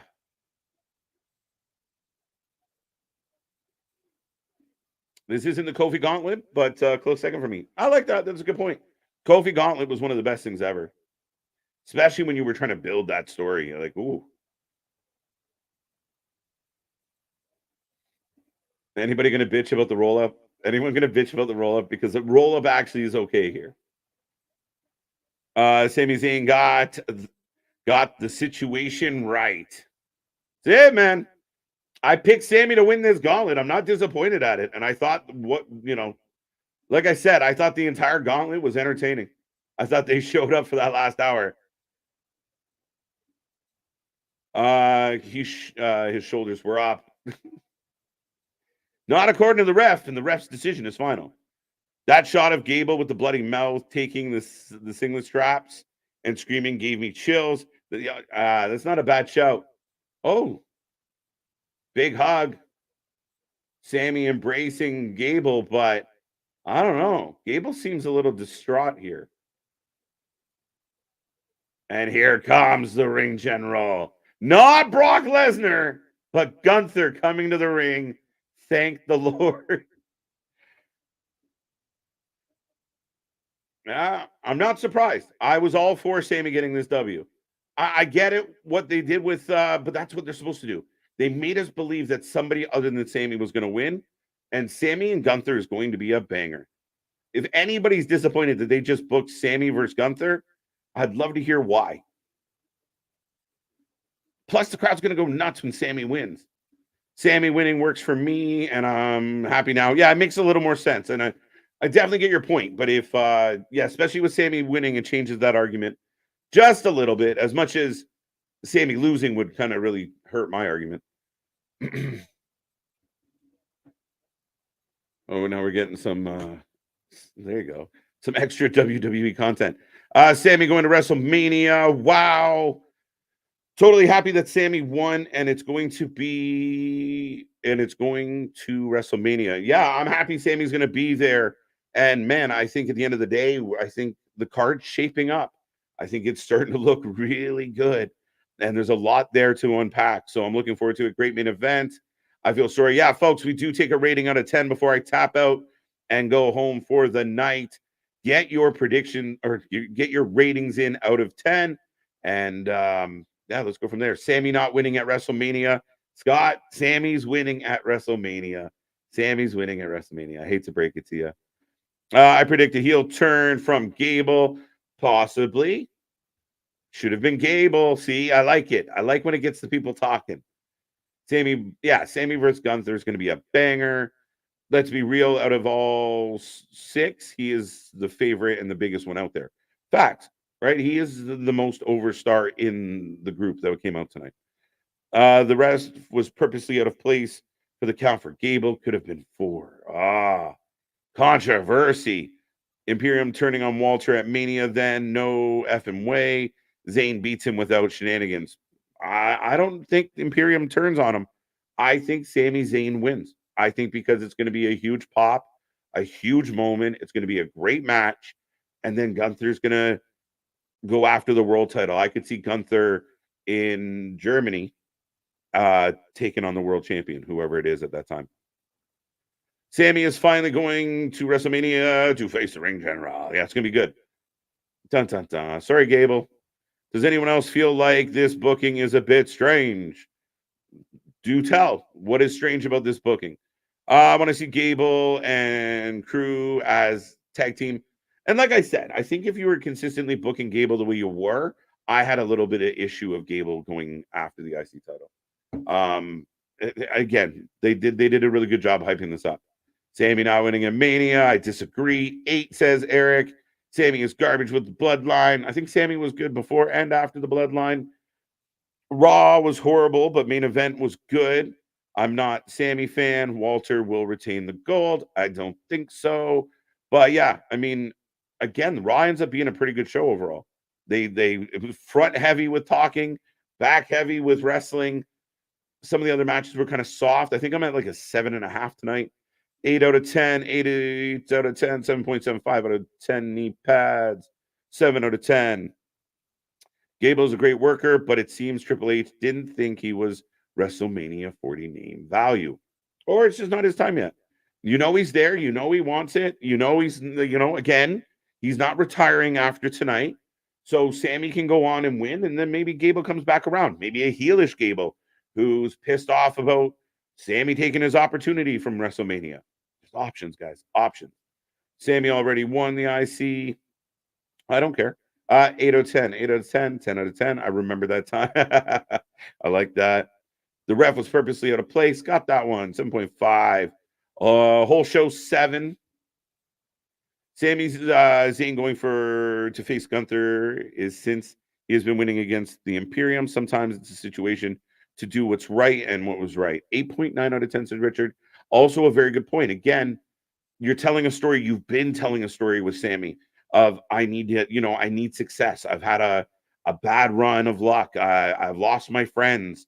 I need to go. And if Sami gets that IC title, Sami has a good run. Who doesn't know that he drops that title at some point and then turns his attention to the main card or the main event title? I think there's a lot there.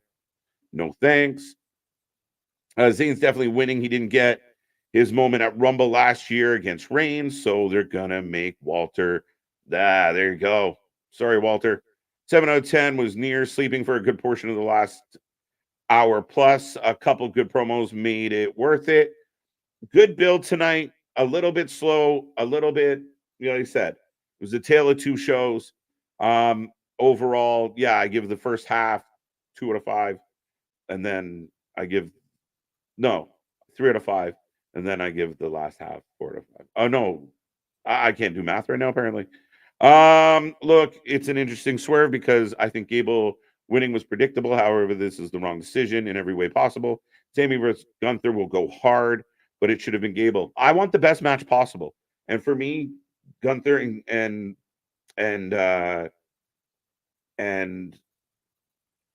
Sami put on the best match. They will give us the best match with the best name value.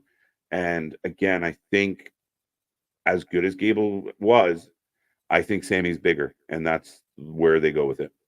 I give it an 8 because Chad Gable is heartbroken and Michael Cole giving burning questions to Cody Rhodes. Yeah, burning questions.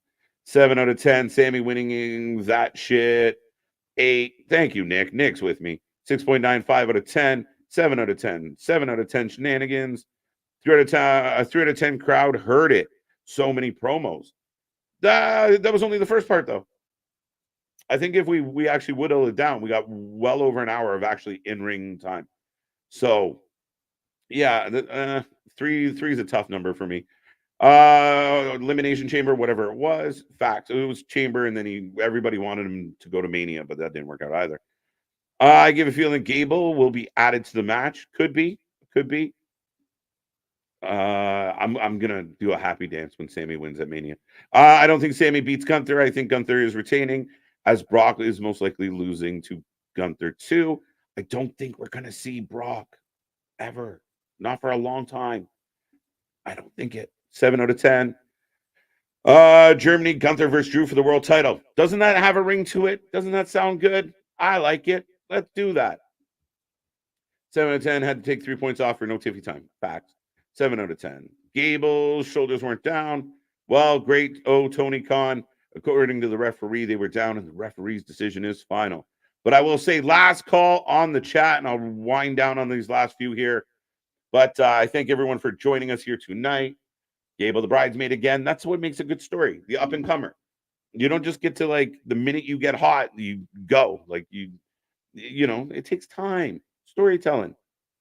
The next time we see Gable go after a belt, it'll be the guy that always comes up short. Can this finally be the one he got? Look at guys like Kofi Kingston, who went like 2 decades without winning anything. And then finally gets his moment. Shorty G could be that guy. Could be 2028, you know, by the time he wins a belt. Shorty G will be back. Exactly. 7 out of 10. Wasn't as good as Dynamite, but better than Collision last week. Fair enough. I'm kind of torn. They're neck and neck. I really wanted to see Brock Lesnar versus Walter. I didn't. So Jordan Smith, I'm happy that you did. I don't think Brock walking in and taking the spot from a Sami or someone like that really made sense.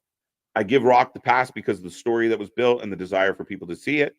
Brock just showing up today to take on Gunther. I'd rather see, I think Sami and or Gable versus Gunther will be a better match than Brock versus Walter. Gunther. 8 out of 10. Again, I give it an 8 because Chad Gable is heartbroken. Okay. MDB, appreciate it. It was a solid show. Yeah, overall, I was pretty content. I think it was solid. Again, some down points, some flat points. I think Cody should have done a promo instead of an interview, but that's picky stuff. Overall, not a bad start to the week, folks. I will remind you, make sure you hit like, share, subscribe before you go home tonight. Click all those little buttons. Be a part of the family. Join the Wrestling Utopia. On behalf of Big Nick, I am KJ White. We are the Wrestling for Life Network. And until next time, we'll see you on the flip side. Good night.